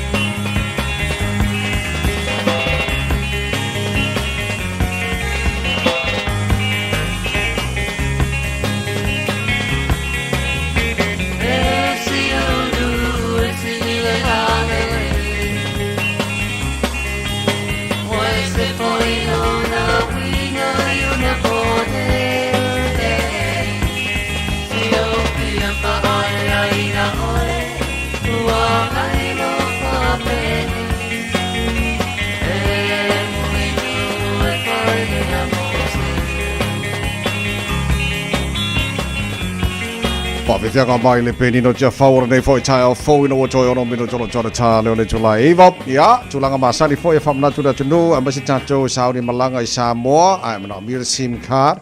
Ia bon datas fo e whangai lau Facebook, mara YouTube I Samoa, e le leil tana noane, e le tautua Digicel, pa whiwhia whatas mai le whianga re pule, lau pepe tuna tāne lene mol tātou ni pocha le ne Taeao, lau pepe whaftai mol taiwi, malo le, sei fo moni. Pasalo patu le tungalawa o ta vai le nei Taeao ia whawhilo I foi pa angal tātou pokalame ma lole ala usu e ui le malu lua nei Taeao ia tātou ia o le nā fo ua wha ngā solonga luenga whai o le nei vai aso ma lole usu ua ta vai Malo whaftai sa o le lei malu lule nei vai tau tātou iai au ka koe maru rui ngā le manero Ia Elevation na me ole le tu I lunga. Wala tātou te lo le ia a misi fo le usu. Ia lo no inga wa ia tu fo le te mesa wele pei wale ato to fo. Ia on na fi sirma na yo susulu la la swan na. Yes. A leo fa malu male ne yaso. Falling mai. Ele me tu puna ne ta longa la wale ia chiefs matu sai na ne. La wo pa ya tu ye la utapua ya au ya ona e la tu mato Hamilton o le ya vanol to mal fu ta fa te o fa to fa mau I sia to me nane ya le ma tu la mano mai ne va nga to fon si fila tu ne ta fa mo ne da be to te le lo si mai tu langa fu ye pe fa fa te ona fa se internet fo le so wifi I fa le la to ai ngai sa mo o lo fautua ina mai al tātou company e mawhaia ona ngā I full tātou office salonga ia po a pie foi ina ia whātumu tātou fō ia mawhai lo ai po ngā whia tonu nuu malal whanga o lo alalai ina ia I lopo ina lai malo siel tātou coverage ia ona mawhaia lea na whaatau le modem o le tau o tātou modem le iwa tā la Iwa ta la le modem ta mafole na watu asulul palaka ola loa. Mau alo wifi tu ainga e tau le te feni line na ho ye. Ya e tau na fa mau tu mo mua. Ya po le malo sipta to coverage na le me tono lo ye to fal. Ya onam faila ya leona fa tau lo modem. Ya ta papa le o to umale to le to tata le pe luava ia so wata malisa mo ele mana o usa masina ta vai pe fa 5 ke alu masina ia pa ta malai o le vai aso tasi uma ia al melele ye em fayanto top up lo no winga pe fa na la foto top up mai nei anga ele numero la to bata ia on fatino le la to fengole o top up la to wifi mo mauta malawa mo nai ai ngai sa mo o le tele ava enga lo no foi nei tatu tanga te poluma sala fai ia ola fai ono la tatu le tatu wifi ia onisio va enga lo fanga solo terminei le fo wasaule le rate ia mai le tatu compania ClickX mo la to fia la foselen ia eta lali mavalu Talali mavalu tato rate las forele nei la ma fai ona la foto pesa mo ya tau ona e le stala mo ClickX ya tau fone ele mai cash el telefon tiki salo lo ai ngi sa mo ya eta no watu yai ya le seleni ya o awala fengo fiena mo le la foi no seleni nei vai te ya wa fatino mai lunga lo telefon eta ngwa transfer tu pe mai lo account nga i lo ClickX ya na fa ngalo ClickX la foto pe nga le mai cash sa mo e o le sivanga ta uta vai o tato mai cash sa mo e pe ya lo bank account em fa na la tu pe fa put ton e ke le ta walu fu etala ato wa atala mo fo yo va fo no fa nga pa te inga va pe ta no telefon le tu pe se la ta la mai cash em fa na la tu fa lo la em fa ona fa nga mai cash pe e fa ta fa lo fa ta mo ton ia pe tolu sfutala ia la to ia le fitu sfutala to no winga e nga mo telo tato ye le bank account sa mo fa nga lo mai cash fa putu eu sei le ni ala foto mai atu ni fa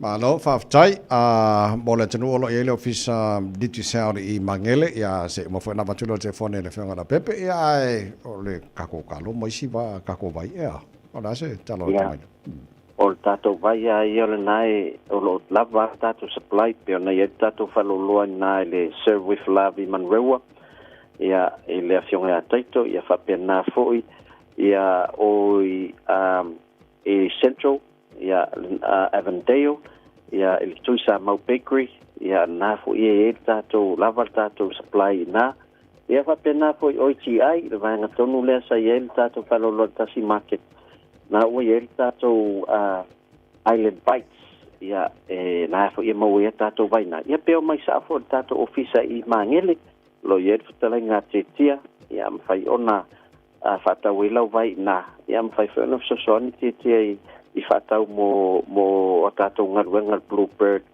I Samoa o tulanga tatou talo o lo titia mai lunga va te minea ta vai e tau ruloa o te lona on tanu wa umalo le tele le o la to yo fato ai mai la to fatau ma la to oka ile te minei ya man via le tapo ingal tatou plus la so Taeao pa wana ta longa na nau ye tatou au ya ole o ta longa ye finals ya to tapo via la finals se tatou au talo sia ya umai fo wa tatou au final va so fo maria le weekend la bebe faftai mal te mille Taeao faftai la va soi fo sa mai mo tatu telefon il balisunga se lu malau pe mai ta tu report la tamai lunga ola wala ne fo Taeao le poti fai u mai lunga wala nei Taeao o lo o lai titia nei vai nga lo titilan tu o lo mu mai lo winga pa wana vai nga le poloka a lunga yo la wala male va vai atu tele a vai nga la wala lanu me matalo winga lo flow le ya le sepisi ele nei foi time mo Taeao malo afta vale malo le sila malo le foi ya tau tona fau tau le mai ya saunga de mo fe malanga inga ole nei foi ya so abonatu follow along on ClickX start to the Spotify imanunga ole wala. Thank you for choosing ClickX. Hey, did you know that sending money home to family and friends if I'm the ClickX? By Australia, for New Zealand, to better for my no eyeing. Upolo sa baki manono apolima Samoa. It's simple with 4 easy steps. Sign off here, ClickX. Sign up now or log on. Select Samoa, millicent. Ainga will receive in no time. But don't forget safe and secure. Saunga lemu oila utautua.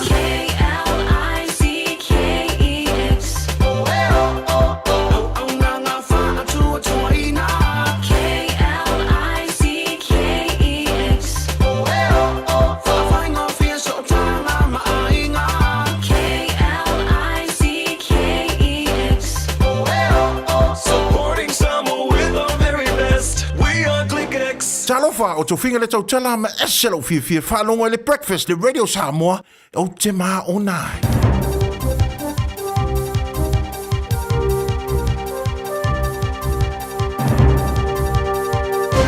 Taeao Maria talani mai a te runi. Sila moli ni yaso fafu mai a. Wa wharia le pātia le leipa o ana whai pule na al whio I solo matal te no tū sa o tangata le whalinga au whai whatoanga le field days o whasolo nei. I le vai aso nei Hamiltone. Nei lore sa fo fai tu o fata o loa whala wiloa. O le wha amtalanga wa whaia ina watu wina le minsta o le National Chris Bishop. Malatai ta ere pātia le actor David Seymour I lungo o wala so tenga lau tele. I ato se vaenga o se mutia ele se me o tuai. Mata wai o inasa fufu ele leipa e fatuai le lato for e. Matu si ai fa punga ele se me o yai wa pe lava o ai nga fatino le leipa mo au fai fatu anga manofo anga I tuone sila. Sa tu si ai simo e lato te le moina ia lato ai nga fatino ai fatino ia le leipa ai o le fatu wa act e tele to atelier to malama e so le malea no fanga to fo.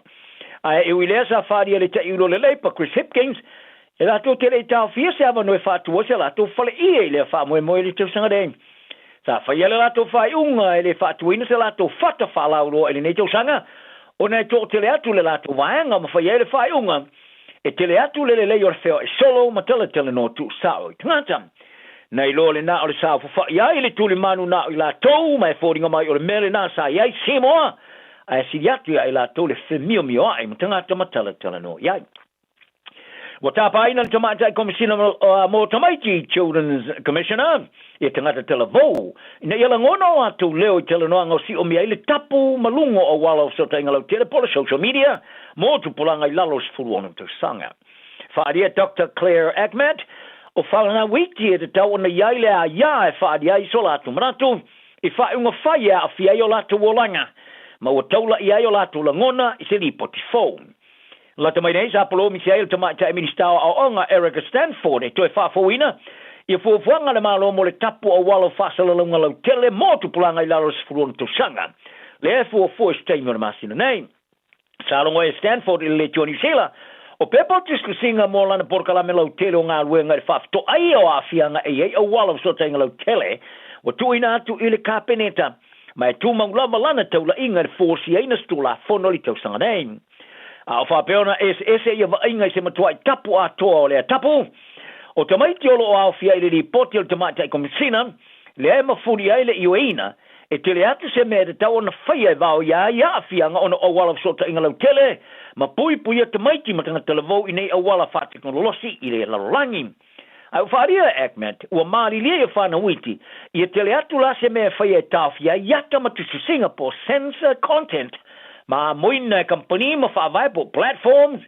ia mea te tupu mai na ilo le sifir fa fitau di tamati lai te walatu i te pula ai fa mal sia wa fa se ia le malo e malu pui le fa tu penga mo le fa linga musika o nga pito tele ile tunu sa folina le tamata minister o nga Eric Stanford ile vasone o le fa linga musika ale le big thing o le fa wow Malangalongoina se fo tupe tasi mo fala tonga fata mo ele pol kalame o le big thing al fiele iva felto mai tia onga mai lusela o valsfulo of pese ma se fa ringo of pese pito tele atu le New Zealand o si mal tosu lima to sanga o fata mo mai o le fa vai of pese New Zealand o le New Zealand Choral Federation ma le choirs out there New Zealand o le atofu le ma le taisela lima sfulo afetala fo tupe e so sone fa tau no nei falinga fa tu sanga fali Stanford o musika fa so na sao ta o tele ya o nga maleo la manuia mo ye ta wai o me mana wai o le pepese ma fa musika ma se ava no e taina se la au faileo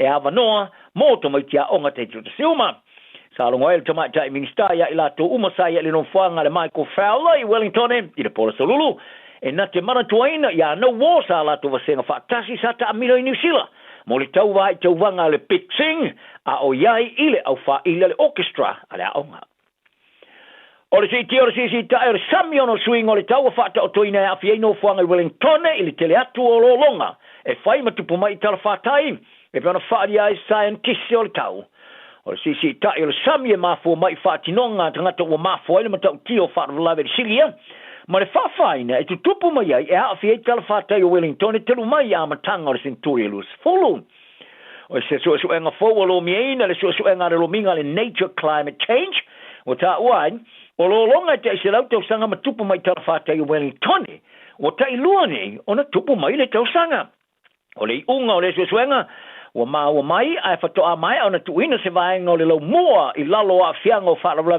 tupu le vasone ono la pta ingo ni nganu maulunga sa fati tala fata i sauti Wellington ma sauti Wairapa isi vai ngole lo langi o lo longa e te se lapte sanga ma tupu mai o si tiane ili te tasi ili valu te sanga ma tupu mai ai wilea inisi o no fuanga pe Wellington o le si tio lo longa e le di mai e foninga mai e mawalunga atu le tele o taimi o tu tupu mai nei e talonga o se avano e toe li wai peines e talo mo le kangaroos Australia mo le tamar sangori polo langi la piliki walanga ini fesi au tu si o mi ai tu la fono fa va malo e mo fa ye tamata alo no suia tu no e ta alo ai ai pe o fati no foi o ye nei e moni ai se so soni li talonga e kelope sa fa maoni e fa ya o ngare kangaroos Devin Walters ina ba so nei yelo no mana o ya hes e toe tali watu la Australia ina ma e ona ta alo mo ia lea tama o le kalapu o le Broncos ile au o le toa Samoa ile tama sanga le Pasifika le tosanga mo vai pe le boti ai le Code Sports sa tau tino ai Walters wo ia fuafuaina le sa faila no mais pe a mai le talonga no lua fastete ile va New South Wales ma Queensland New Reds ile tama sanga le State of Origin ile solulu na vaso e tilo ia po fair o tati ai lona lumana i talonga fa va malo Ai po le a fosa na fai unga faia o le ato e taula I ai ngā yoinga. Mo le wha pāle ni na tūlanga o whitea I male kapiliki I le vao le o lao o le tālonga le kelope. Ma le wha awa wai o le tūlanga ma malu o tālonga wha wa malo. Le puti ai e le se wha le tono nanatu. O le ati le malo si atu le awa Australia pa ato e tali watu yes.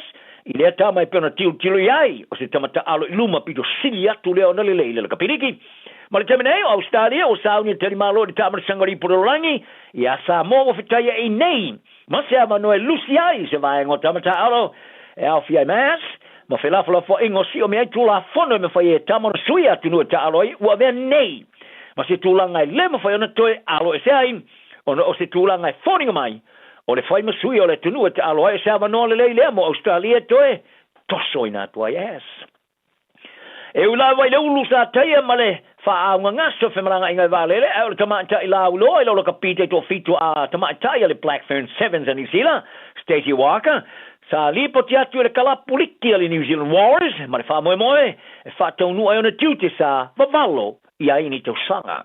O le tamata I sao sawa le kapisa, le whatanga on taalo, I le tālonga sua ngā champino le vai o le tāmarasanga Burdo I whaani lea, I le whaunga le vaso, le sa whai I naila na au ya Australia o no le teiolo na ulu.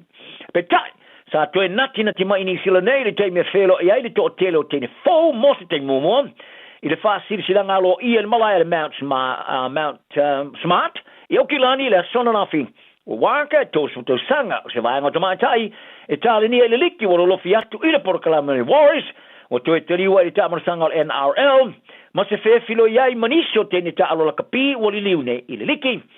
E au fiai, tene fauta alo liki wa awai mai le Warriors, o tene ta alo I to tolu o Felesi mai ta alo ai le kalapo le Brisbane Broncos, sa manuia le tāmarasanga le Rafa Lima, le tene sa ta alo la kapi te to fitu mua foi, KL Broughton, mele hufanga, ia mali tene ta alo I luma ia aneta nua sala.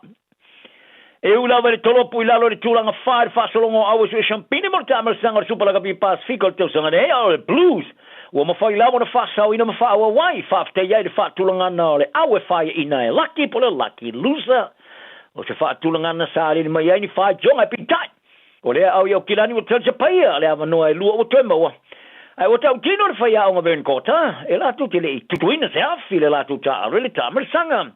O ia whaari ai, sa tau suru mai lawa le lato ta alo se o le talonga eilo ai le au sil so ngā champini. Ma maua le awa noe ta alo ai ma le Hurricanes, o le au nua mea tasi. O le mea lea, o le a whaua peo na tau suru le lato ta alo ma tiu tila peo mwhao na lato tuina i ai sina whaafi tau li I le Hurricanes, ina vasa nei. O au mani sila o au sia whaasolonga o so ngā champini le Chiefs, o le ata alo ma le Crusaders I le malai le FMG Stadium I Waikato I le Fiafinei, I le isi semi-final lea, ai o le isi semi-final, o le atani malo le Crusaders le Blues, leo lo tau suru lava, I le aso a Taeao. Crusaders, Hurricanes, whasau le Hurricanes, tani mano le Hurricanes, tala nao ne aso, iai per file mui lo loto, ma manuia lo waso. Ua na o le Radio Samoa, se furulima iwa toru a mo, e tau tuaina o e ilangu ngana, fitu aso le vai aso.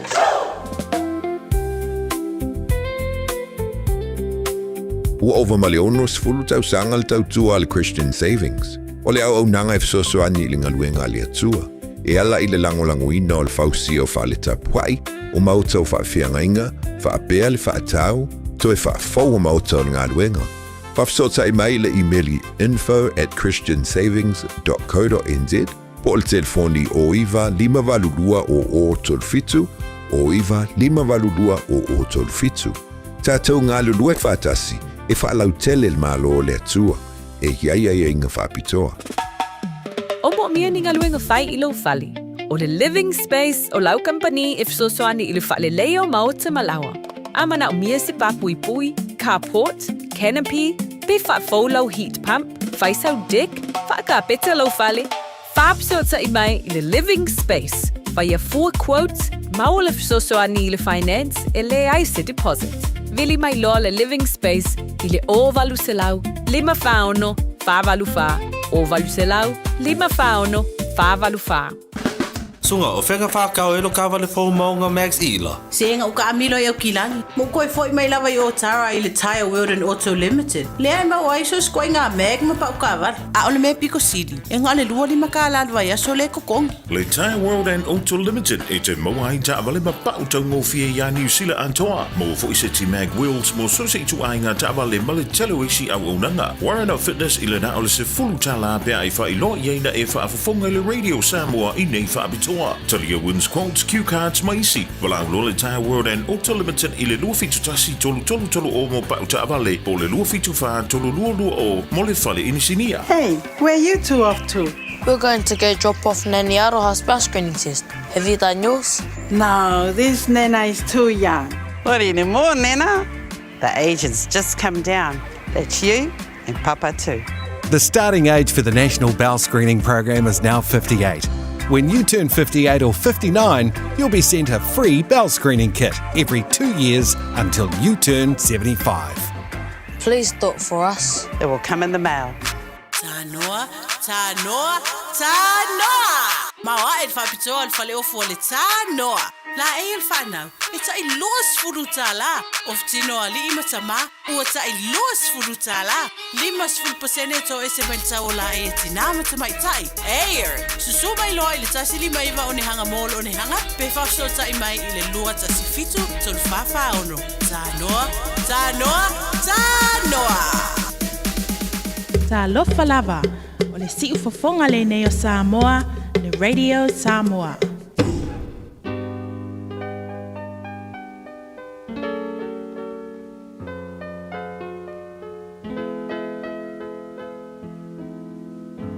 Faitauina le upo le poto no le tautua matavela linga Fusi and Sons Funeral Services I Mangele ma Samoa. I taimi o mawhatianga ma whaanoanoanga ona o le maliu. Mana tualingalinga Fusi and Sons malana au nanga. O le a whaamama avenga atu mo oe ma le ainga. Wala au I le telefoni lua fitu lima, tolu o fitu.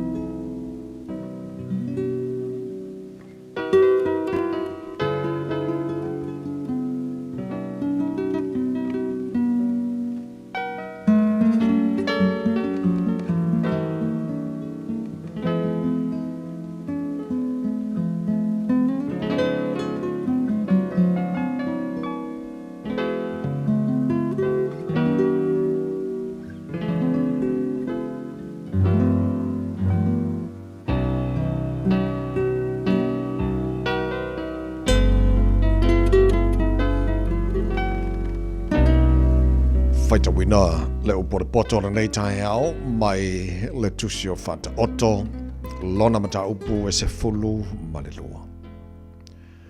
O le o fia ino a o ina o fia o ia le poto. A o le ino e le ao ingo le vale lea. O te ngata amio le lei e maua ia le alofa mai le li I. A o te ngata o faitong fiti leanga e fasala ina lea. E le whatu mawina le tangata I le amio leanga. A o pongai o e amio tonu. E le whanga e tia lea. O le awa amio le lei, o le pale lea I lantane. A o le whama e tusa o ia ma le mea e pala I o neifi. O mawhauwhaunga a e amio tonu o tonu ia. O pulenga a e amio leanga o pepelo ia. O upu a e amio leanga e lama I le toto. A ngutu o e po sawala tawamio. E lave inai I lato. O fatu mo whaamotia e amio leanga. Wale ai lava I lato. A le fale o e amio tonu. E tu maula malea. E vi I al tangata e tusa malona poto. A o le o loto whapia o ino sia lava o ia. E le leile ua ta'u whatawaina ai whai lona tautua. Ai le angale na te vivi o ia te ia ai fia ai. O whapiripele tangata meo tono I lana manu. A o le alofa o ea meo leanga o le sawanga lea. O le ngalue lon whanua e maa ona o ia I me ai. A o le mulimuli tangata whatawa a wale sona mawhawhau. E mana o le ea meo leanga I mea ua maua tangata meo leanga. Al ponga i o ea meo tonu. E fua mai lea. Wa ia ile mai le ileanga ile son tula fono lo ngutu. Ai sao lea meo tonu ai le popuanga. E ma ona le tangata i melelei ai le fua o lona ngutu. E tau i atu foi il tangata o mena whaia e ona lima. O le ala o le vale o tonu lea i lona manatu. A o leo whaalongo i le pule poto ia. E wawe lo le ito le vale. A o le tangata mawhawhau. Wa ufiufi e ia lona maa. O le tau tala wha maoni wa whaali mai e ia le tonu. A o le mori mau pepelo. Wa whaali mai e ia le wha ole ole. O ia ile se ona tau tala e peo tu tui i le pelu. A o launa whaiva o e pupoto e malolo ai. O la wutu wha maoni e wha atu mawina ia e wha wawau. A o le launa whaiva pepelo wa se emo o le matalea. O le wha o le wa ile e loto o e whaitonga whiti leanga. A o e pule i file mu e iaile oli oli. E le o se meleanga e tasi i lea meo tonu. A o e a meo leanga. E tu tumu i lantou i le leanga. E ino sia le li ola ngutu pepelo. A o e whai me wha maoni. E fia i ai o ia. O le tangata mawhau na te ufiufi lona poto. A o loto e vale lea whaalawa i tele lo lato valea. E manu maloli mau e whiringhai ngaruenga. A o le pai e whai taulanga o ia. O le atu vale i le loto o tangata ua wha vai ai o ia. A o le upu le lei e wha oli nai. O le tangata amio tonu, na te wha ali le ala i lana wō. A o le ala o e amio leanga, e wha asesei nai i lanto. E le tunua le pai e lana manu satuli. A o le oloa taua tangata e iai lea i le o whilinga i ngaruenga. O le ala o le amio tonu o iai le ola. E le ai foisioti. Iona mga ala. Ua awina atu le upu o le poto i le nei aso o no le langolango mai a linga Fusi and Sons Funeral Services. Ua mawhai o na tu whatasia o au nanga tala whea ngai i ni tau ngō fia tele. E fso soni atu ai, a o whea ngai oe ma le popole ma le whememea. E mori whatasia atu ai ma wha mai senga, ma wha mawhana whananga mai a linga Fusi and Sons mo a inga uma o Samoa ua whea le maliu ma le oti. Walau mai loa ia lingalinga Philip Fusi lingalinga. To ia whaapo lingalinga, to ngia si ulavea, pesusu mai i le luas fulwalu Canning Crescent i Mangele.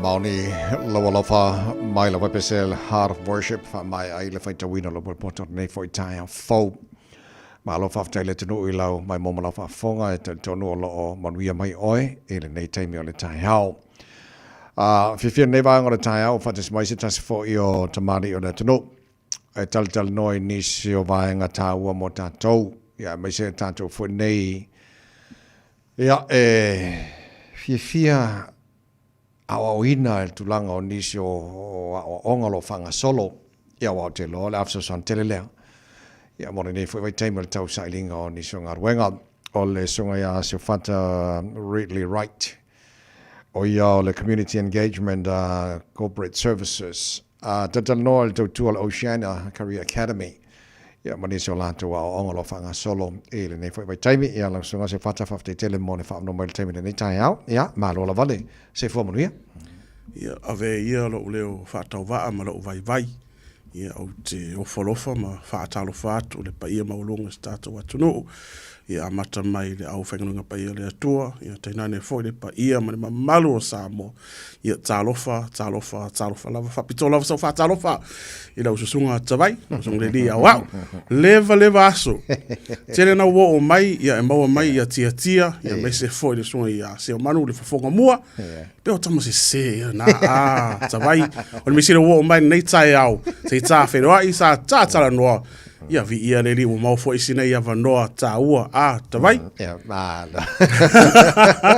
malo va te se fata alo va tai o malu do fo ile tunu ala ke va malu do ala ke va ku ngai le ia o ngai ke malo si ma mo si fu mala loira nei tai vi ia le li tawai vi ia le li pe ne sauno e tele o taimi lunga le tato le tio vi ia le li so se me tato te faia ok tata dala no il vavaia tu ni so fa maunga tu sa mas fu pasene la fa yo tanga Pacific foi le ini ngaruenga ko ki kia fa lo ina ia le average o tanga tele fenga ngaruenga I tono New Zealand na se tata no la o le ase me eta mai winga ele mana mia o onga ia mo tatu tanga tele ne vai tai mi fa mo le fa tai lava mo le fa sili tavai ia e moni lava la saunoanga e se fulu pasene o tatou tangata Pasifika e le aini ngaruenga I New Zealand e o toiti ia e tau lava o lua o tabu atu le average o le 5% ia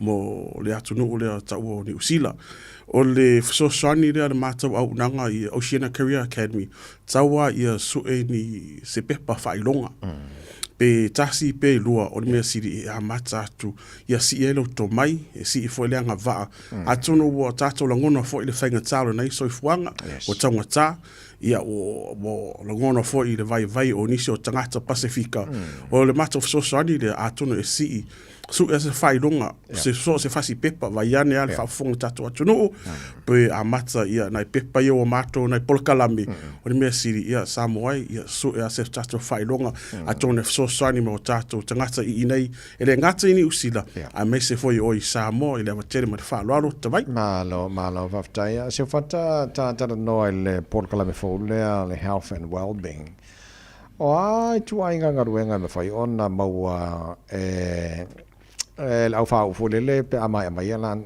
mo fa donga le health and well-being from one haftai lava tavai ia o tangata Samoa o leva na tato o mere o tausi matua vai ane o tau fafofonga ele fau ia o ele fau fo ia o tato uma o iai o le nei failonga le health and well-being o se failonga fau ana mato au nanga le e amata me le healthcare assistant verse amatanga le ia bonisi e fio o le nursing po le fa fo mai ia o pe se stepu mo le o ngau se me o se failonga e fai roa I tato ngale winga o man tato fai ona tele o tato o leva na fai me le tausi matua ale se fasi pepa tulo o me siri ia ma se fasi pepa ia o le tato o mai fo ini usira o me ade palangi pe ade ba se pepa tulo ia e to ya fe va ai mai le palangi a tato ale me siri o ma le ne ava no ia tato te amata dei fai longa fo le health and well-being o Oceania Career Academy mana ia le se fanta o ani si por kala me o fa solo le Oceania Career Academy ne vai tai Ia tai lava tawai. Ia o man ta tala noa i le health and well-being. Ia no mau fo lava noa le whaakamuta le level 2 a le level 3 ia ma le level 4 ia mātou i oi mangile. Ia no mau fo ia le vali fale ma le plaster ia lo mau fo i le isi mau fo le part time atona ia nga ia mo tatou tangata sambo e o lo fainga benga e fia sila so to mai ia mai se fo le anga va o lo mau fo le ava no le part time ia atona so sonia tatou tangata o dai so tali pupu ia tawai e tali fisiri a wa ta tala noanga Mano e fo i o tele ro silfia no tele no fo le manatunis tangata e de mo la to il te fo i ya on ya ma se la va pe a fai wa fa si le vai ko o le o le o la se so sone Oceana Career Academy mo la to na ia te reale le fsosane ne mau i le Oceana Career Academy e mai se foi nisi o tama matina matutua o le tatu atu nuu e wolo ia vai ane whafisiri ia rono no fo de fale a to fia foi le aunga o lo fisiri o lo tari pu le tawai a mata ia matau fa mo mo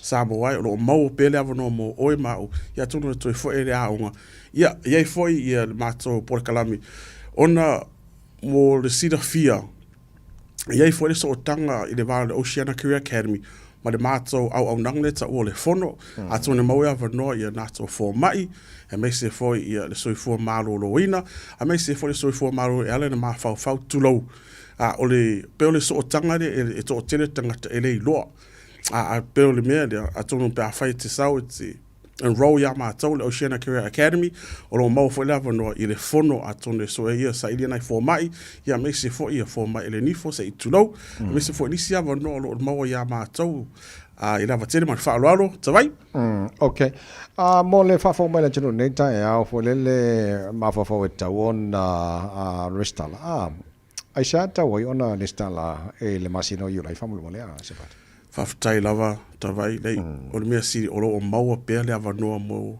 le maasina o iulai o le te lea ia o Romans o le avanoa a tono po iai nisi o tamā po tina ia mai se fo ira atolo o mafofau ia fo ina ialo ia o umatu le aonga ia po lo sa iri po la fo le stepu fo a famule mole o lo mau le avanoa a wale maasina o iulai a o te whaatalitali mo le la tausanga mo le whaiunga o le tausanga a mata i nei o lo mau pera la vanoa iulai ia tonu enroll e mau ese avanoa pe a whai nei ia tato tala noa ia pa fo inisi tūlanga i mo whai ona fsosani ai le Oceana Career Academy a mo na tato tangata Malo whaftai.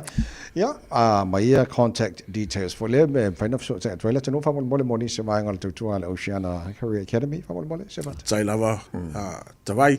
Ia, pa whai ai nisi ia o lo fiasia si mai i le mātou no fuanga o le Ivalua Ascot Road i nai mangele e le mamau ma le airport a me se fo i la tau lo fo i mai malanga pero sunga ya tia ma seu manu e do po fe o ai ale la a ngai o inga se tulo a tono pe uma le airport se e mai Ivalua Ascot i mangele to ya si mai ma tato tala no ia i foi le email o le info@oca.nz o le info@oca.nz ia e mawhai foi o ne vidi mai i le numera o le o valu selau ono lua valu fitu tasi o valu selau ono lua valu fitu tasi ia lo iai foi na ialo ma whanau a Samoa e mawhai foi na lato fsosani ia o e pea whai ia fai ngofia ia te o le tātou ngangana au le popore foi nā tūlanga Samoa lo meo pea i le tātou avano tātou tala no me ftuwha i manatu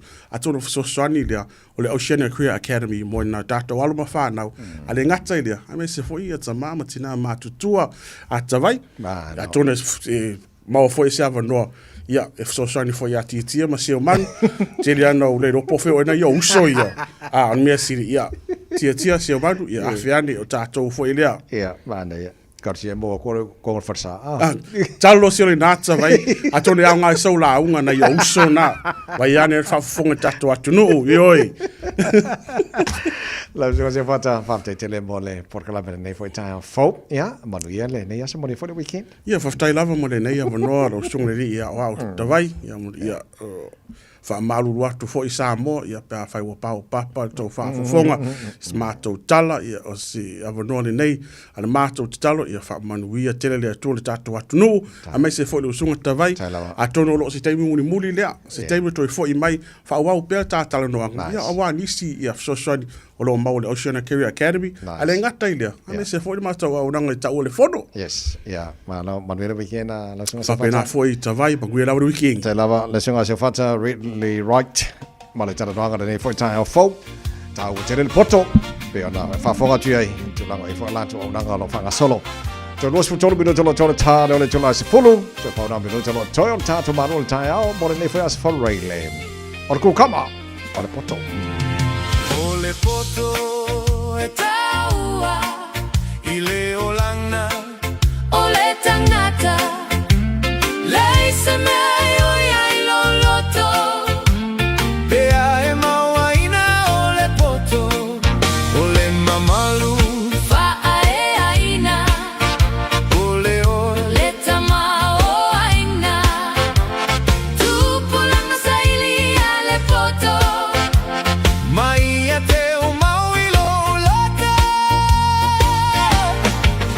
le pale ali o le tangata o le poto mo aso malava pe o le sulu malama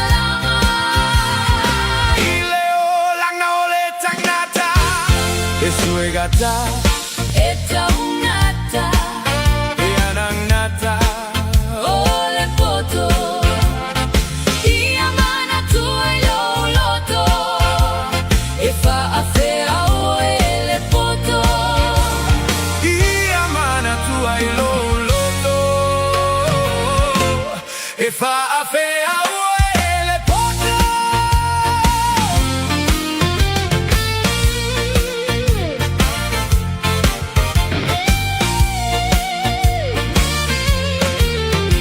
Ole poto, fale atunu. O anatu malana.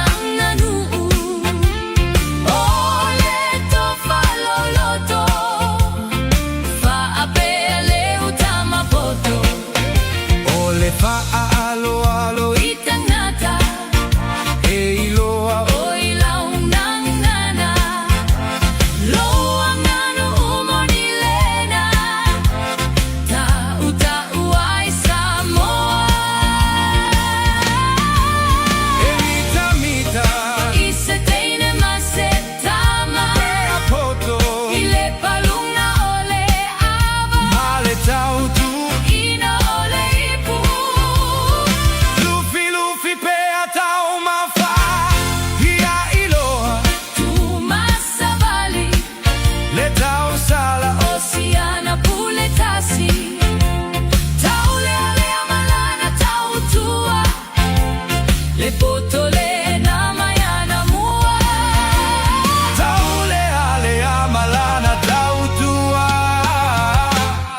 Potole la mayana mua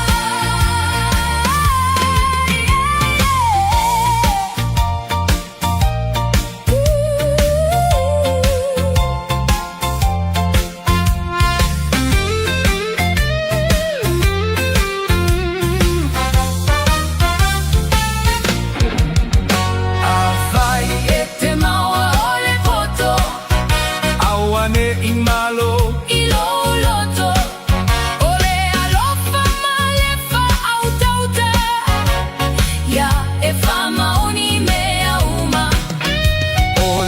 Tomoni lava lena Peyona ole atu ai Solomona Aveo e mafa aula tanga Lo atu nu umauna tangata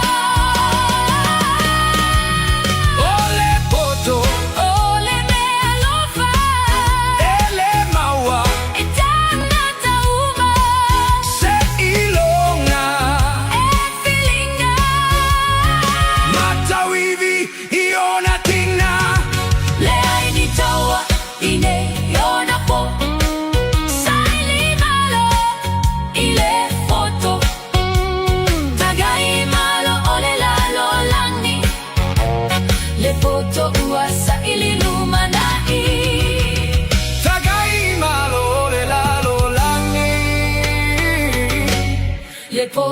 tua sa ililumanai.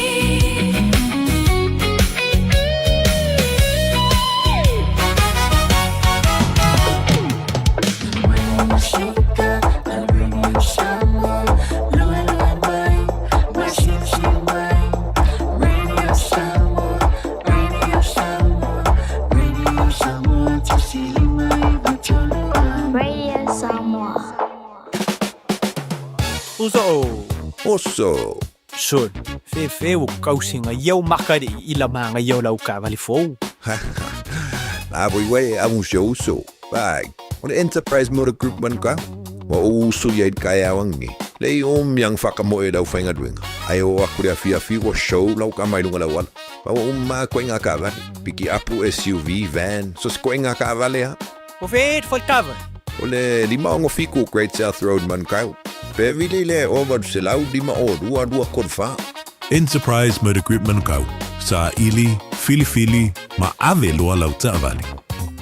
Mo tupe wha moni Samoa, mana tua loa le Pacific Easy. O loo wha wau pia le tāru whapitoa nao le limba tāla tu tongi pia whaunga ina le Pacific Easy app e whaatino ai au tupe wha moni mai lau telefoni whebe ai. O loo awano fo le tāru direct transfer ti posi mai ai au tupe le tāru account ma wha moni aina fasili lupa le telefoni ma whaatino la foino lau tupe ai na whapitoa. Mo le tutongi ino pidio le vai, mo li te ngā tupe so se whare tupe Samoa, pe tutongi ni no ngā tupe le numpi wha Samoa Housing Corporation, UTOS, Samoa Land, ma so se au nanga Samoa, o lo mawhai na whaatino umai ni tātou au nanga o le isi pay. Mo le silafia, o whaasoponia so se vahenga ni usila i o tātou lala, o lo awano fo i o tātou ofisa i o taro mamangele, pe whaunga le Pacific Easy Mobile App, po le direct transfer, whaasawa i lo taimi, ai sili ato na whaasawa i na utupe wa taunga tāle penisini. Mo nisi whamtalanga wala au le telefoni o valse lau o tasi ono, po numero masani au kilani o le lua fitu ono fitu iwa fitu wha, ma le lua fitu ono fitu iwa baru wha, Pacific Easy o lau paanga mo tupe wha mo boli Samoa. O le Casa Beds and Appliances, o le tali o manaonga, i o loa e whaatotonga ilo mauta,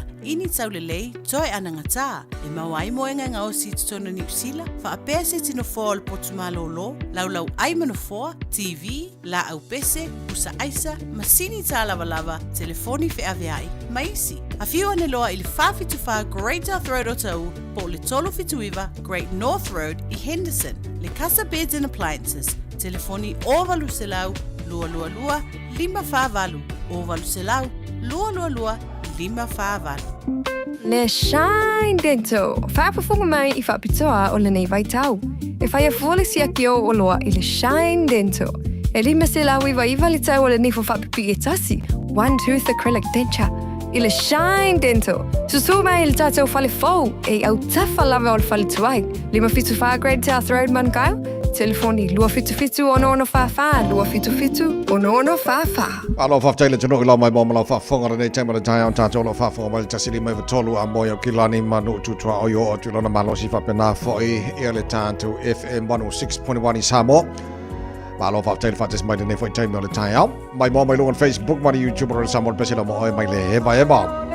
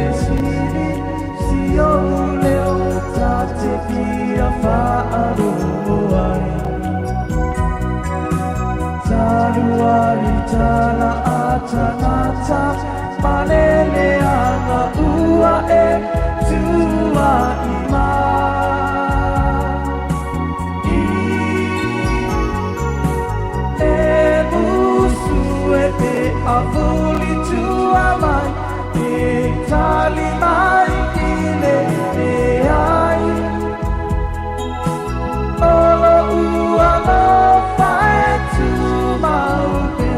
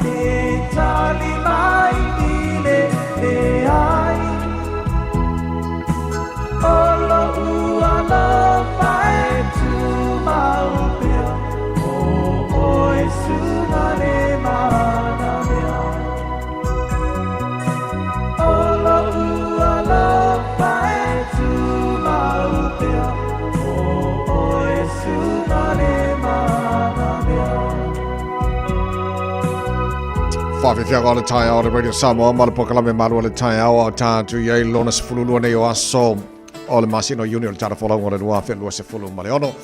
Tātou whita i tunga tiute mga aruenga, whawhong mai tonu whawhai ngā aruenga, Whapena fo le malo le tino, ave pasi, ave lori, ave courier, ave taxi, ave Uber, ma le kalapu umala ave o le pese le mo oe ma le tia maa mai alo lea, taro whacha whare nei fo i Taeao. Aso, le awa.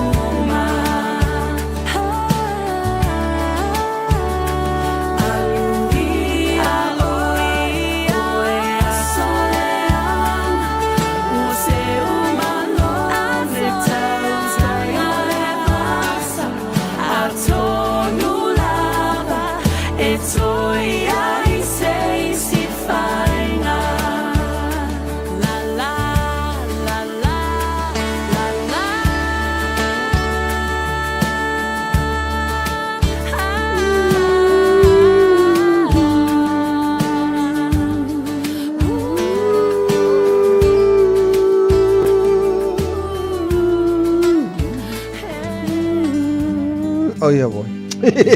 Samoa tino pele mai lo ava tino lima ta fa to fa ta maru ta na mo nei ta mo nei vai aso ato se upo sala lo fa fonga sala ya vala ma le tele lava nei aso ma le for the weekend alo fa tu mo nei ta God bless to fa se fo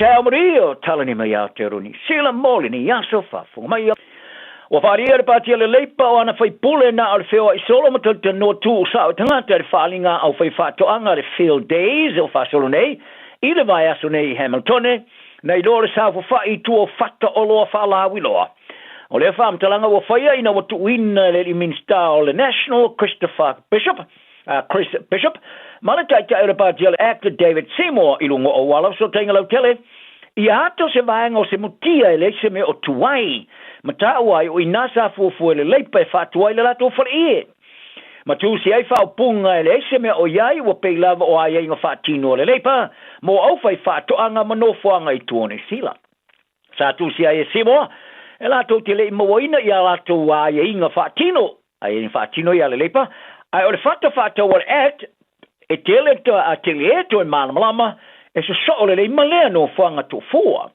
ai e wilesa faria le ta ilo le leipa Chris Hipkins e la to tele ta fia se ava no fa to se la to fale I le fa mo le to sanga den sa fa yele la to fa unga e le fa to ina se la to fata fa la ro e le to sanga ona to tele atu le la to vanga ma fa yele fa unga e tele atu le yor feo e solo ma tele no tu sao tanta na ilo le na o le sa fa ya ile tu le manu na ila to mai fodinga mai o le mele na sa ya Seymour ai si ya tu ila to le femio mio ai mtanga tamatala tala no ya wata pa ina le tamata komisiona mo tamaiti Children's Commissioner e tangata tala vo ina ila ngono atu leo tala no ngo si o mi ile tapu malungo o wala so tenga lo tele por social media mo tu pulanga lalos fuluona to sanga fa dia Dr. Claire Ahmed o whanga wiki e te tau na iaile a ia e whaadi ai sola atu maratu I wha unga whai a whia i o lātou olanga. Ma ua taula i ai o lātou langona i se li poti phone. Lata mai nei sa polo mi se ail tama ta minister o onga Erica Stanford e toi whawhawina. Ia fuafuanga le malo mo le tapu o walo whasalalunga lau tele mo tupulanga i laro sifurona to sanga. Le fuafua steimi o le masina nei. Sa longo e Stanford i le Johnny Sela. O pepo tisku singa mo lana porkalame lau tele o ngā ruenga i whafto ai o awhianga e o walo sotainga lau tele. Wa tuina atu i le kapeneta. Ma e tūmaulama lana taula inga le forsi eina stula fono li tau sanga nei. A o whapeona ese ia vainga i se matua i tapu a toa o lea tapu. O tamaiti olo o au fia i le ripoti o tamata i komisina, le e mafuri ai le ioeina, e tele atu se mea te tau ona whaia e vau ia a fianga ona o wala sota inga lau tele, ma pui a tamaiti matanga televou i nei a wala whateknolosi i le lalolangi. Au wharia Ekmet, ua maari lia i whana witi, i tele atu la se mea whaia e tau fia iata matusu Singapore censor content, ma moina e company ma whaavaipo platforms, ia mea ti tupu mai, na i lo le sifir whaafitau di tamiti lai ki e te walatu, i te pula ai wha maal sia. Wa whaasea ia le malo e malu pui a le whaatupenga mo le whaalinga o musika o ngā pito tele i le tunu. Sa wholaina le tamata i ministawa o ngā Erica Stanford i le vasanei, o le whaalinga o musika ale le Big Sing, o le a whaawau, malangalongoina se fo i tupe tasi mo le whaalabutonga i whaata mo e le polo kalame.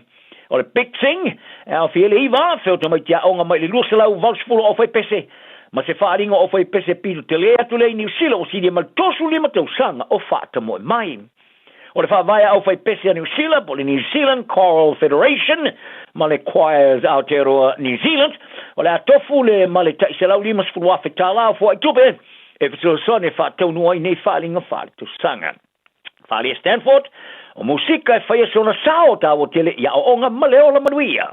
Mai e tā uai o le mea mana o ai o le pepese ma whaia musika ma se awa noa e taina se la au whaileo e awa noa moto mai tia onga te tuta siuma. Sa longo e le tamai tai minister ia i lato umasai e le non whanga le Michael Fowler i Wellington i le Pora Salulu. E na te mana tuaina ia no wo sa lato vasenga whaatasi sa ta amino i New Zealand. Mo le tau vai tau vanga le Big Sing a o iai ile au wha ile le orchestra a le aonga. O le si ta e le sami ono swing o le tau a whata o toina e a fiei no whanga i Wellington i le tele atu o lo longa. E whai matupu mai tala whatai e peona whaari ai scientist o le tau. O le si ta e le sami e mafua mai whatinonga tangata ua mafua ile matau tio whaaralawe le silia. Ma le whawhaina e tutupu mai ai e a fiei tala whatai o Wellington e telu mai a matanga o le Centuria Lewis Fulu. O se suenga fōua lo mieina, le suenga re lo minga le nature climate change, o ta uai, o lo longa te se lau tau sanga ma tupu mai tala whātai o Wellington, o ta ilua nei, o na tupu mai le tau sanga. O le unga o le suenga, o mai, ai whatoa mai, o na tuina se vaenga o le lau mua i lalo a fianga o whaaraulawe tupu le vaso nei, o no la pta inga o ni ngānu maurulunga sa whawhati le tala whātai sauti o Wellington, ma sauti o Wairapa. Isi vai ngale lo langi o lo longa e te se lap tau sanga ma tupu mai o si itia nei ili tai tasi ili valu tau sanga ma tupu mai. Ai wilea inisi o no whanga e pe o Wellington o le si itia o lo longa e le di mai e whoringa mai e mawalu ngatu le tele o taimi o tu tupu mai e nei. E ta longa o se awa noa e toe li wai pain as e ta alo mo le kangaroos au stani e mo le tamar sangari i polo lo langi lakpiliki. Wa langa ini fesi au tua si o miai tu la fono fa va malo e mo fa ye tamata alo na sui atu no e ta alo ai ai pe o fa tino ngo foi o ye nei e moni ai se so soni li ta longa e kelope sa fa maoni e fa ya onga kangaroos Devin Walters ina ba so nei yelo na mana o ya has e to e tali watu ila Australia ina ma e ona ta alo mo ya le tama o le kalapu o le Broncos ile au o le toa Samoa ile tamar sanga al Pasifika le tosanga mo vai pe le boti ai le Code Sports. Sa tau tino ai Walters, wo ia foina le sa fa ila no mais pe a mai le talonga no lua fa stete. Ile va New South Wales ma Queensland Reds ile tamar sanga le State of Origin ile solulu na vaso e tilo ia po fair o tati ai lona lu na talonga fa va malo. Ai po le a fosa na fa unga faia o le ato e taula ia inga yoinga. Mo le fa pali ni na tulang o fite ia i ma le kapiliki i le va o le o le talonga le kelope. Ma le fa awo wai o le tulanga ma malu o talonga fa va malo. Le puti ai le se fa le tono manatu o le ati le malo si atu le au Australia pa ato e tali watu yes I lea tā mai peona tilo iai, o se tamata alo I luma pito sili atu lea ona lele ka piriki. Ma le taminei o Australia o sauni tari malo di tamara sangari purolangi, I a Samoa fitaya I nei. Ma se ama noe lusi ai se vai ngo tamata alo, e au fiai mas, ma felafala fo ingo si o mea tula fono me fai e tamara sui atu nua ta aloi, ua vea nei. Ma se tūlanga I le ma fai ona toe alo e se ai, o se tūlanga I whoninga mai, o le whai masui o le tunua te aloa e se ama noa le lea mo Australia toe, toso I nā tua yes. E ula wai le ulu sa taia ma le wha aunga ngaso whemaranga inga valele, e o le tamata I la uloa, I lo ka pite to fitu a tamata I le Blackfern Sevens a New Zealand, Stacey Walker, sa lipo ti atu le kalapuliki ali New Zealand Wars, ma le wha moe, e wha tau nua I ona tiute sa vavalo I aini tau sanga. O le tamata I sao sawa le kapisa, le wha tangon ta alo, I le tālonga sua ngā champino le vai o le tāmarasanga Bordeaux I whaani lea, I le whaunga le vaso, le sa whai I naila na auia Australia o no le taiolo na ulu. Pe tai, sa toe nati mai ni sila nei le tei me whelo I aile to o tele o tene fō mosi te mumo, I le wha siri sila ngā lo I le malaya le Mount Smart, I o kilani le sona nafi, o waka to sanga, se vai ngā tamaitai, e tāle ni ele liki walo lofi atu I le Porkalama Wars, o toe te liwa I tāmarasanga o NRL, ma se whewhilo iai manisio tēne ta alo la kapi o li liune I le liki. E au fiai tēne fauta alo liki wa awai mai le Warriors, o tēne ta alo I tō tolu o Felesi mai ta alo ai le kalapo le Brisbane Broncos, sa manuia le tāmarasanga le Rafa Lima, le tēne sa ta alo la kapi te tō fitu mua foi, KL Broughton, mele hufanga, ia mani tēne ta alo I luma ia aneta nua sala. E ula vale tolopu I lalo le tūlanga whaere whasolongo awas e champini mo tāmarasanga le Supalaka Pi Pacifico te usanga nei o le Blues. Ua mawhai lawa na whasau ina mawhaawa wai, whaafte iai le whaatulanga na o le awe whae ina e lucky po le lucky loser. O se whaatulanga na sa le mai ai ni whae jonga pi tai. O le au iau kilani o telsa paia, le awa noa e lua o tuemaua. Ai o tau tino le whae au ngavern kota, e latu te le tutuina se afi le latu ta arele tāmarasanga. Mo ia whaari ai, sa tau suru mai lawa le lato ta alo se o le talonga eilo ai le au sil so ngā champini. Ma maua le awa noe ta alo ai ma le Hurricanes, le au nua mertasi. O le mea, o le a whaua peo na tau suru le lato ta alo ma tiu tila peo mwhao na lato tuina i ai sina whaafi tau li I le Hurricanes, ina vasa nei. O au mani sila o au sia whaasolonga o so ngā champini le Chiefs, o le ata alo ma le Crusaders I le malai le FMG Stadium I Waikato I le Fiafinei, I le isi semi-final lea, o le isi semi-final, o le ata ni malo le Crusaders le Blues, leo lo tau suru lava, I le aso a Taeao. Crusaders, Hurricanes, whasau le Hurricanes, tani manu le Hurricanes, tala nao ne aso, iai per file mui lo loto, ma manuia lo waso.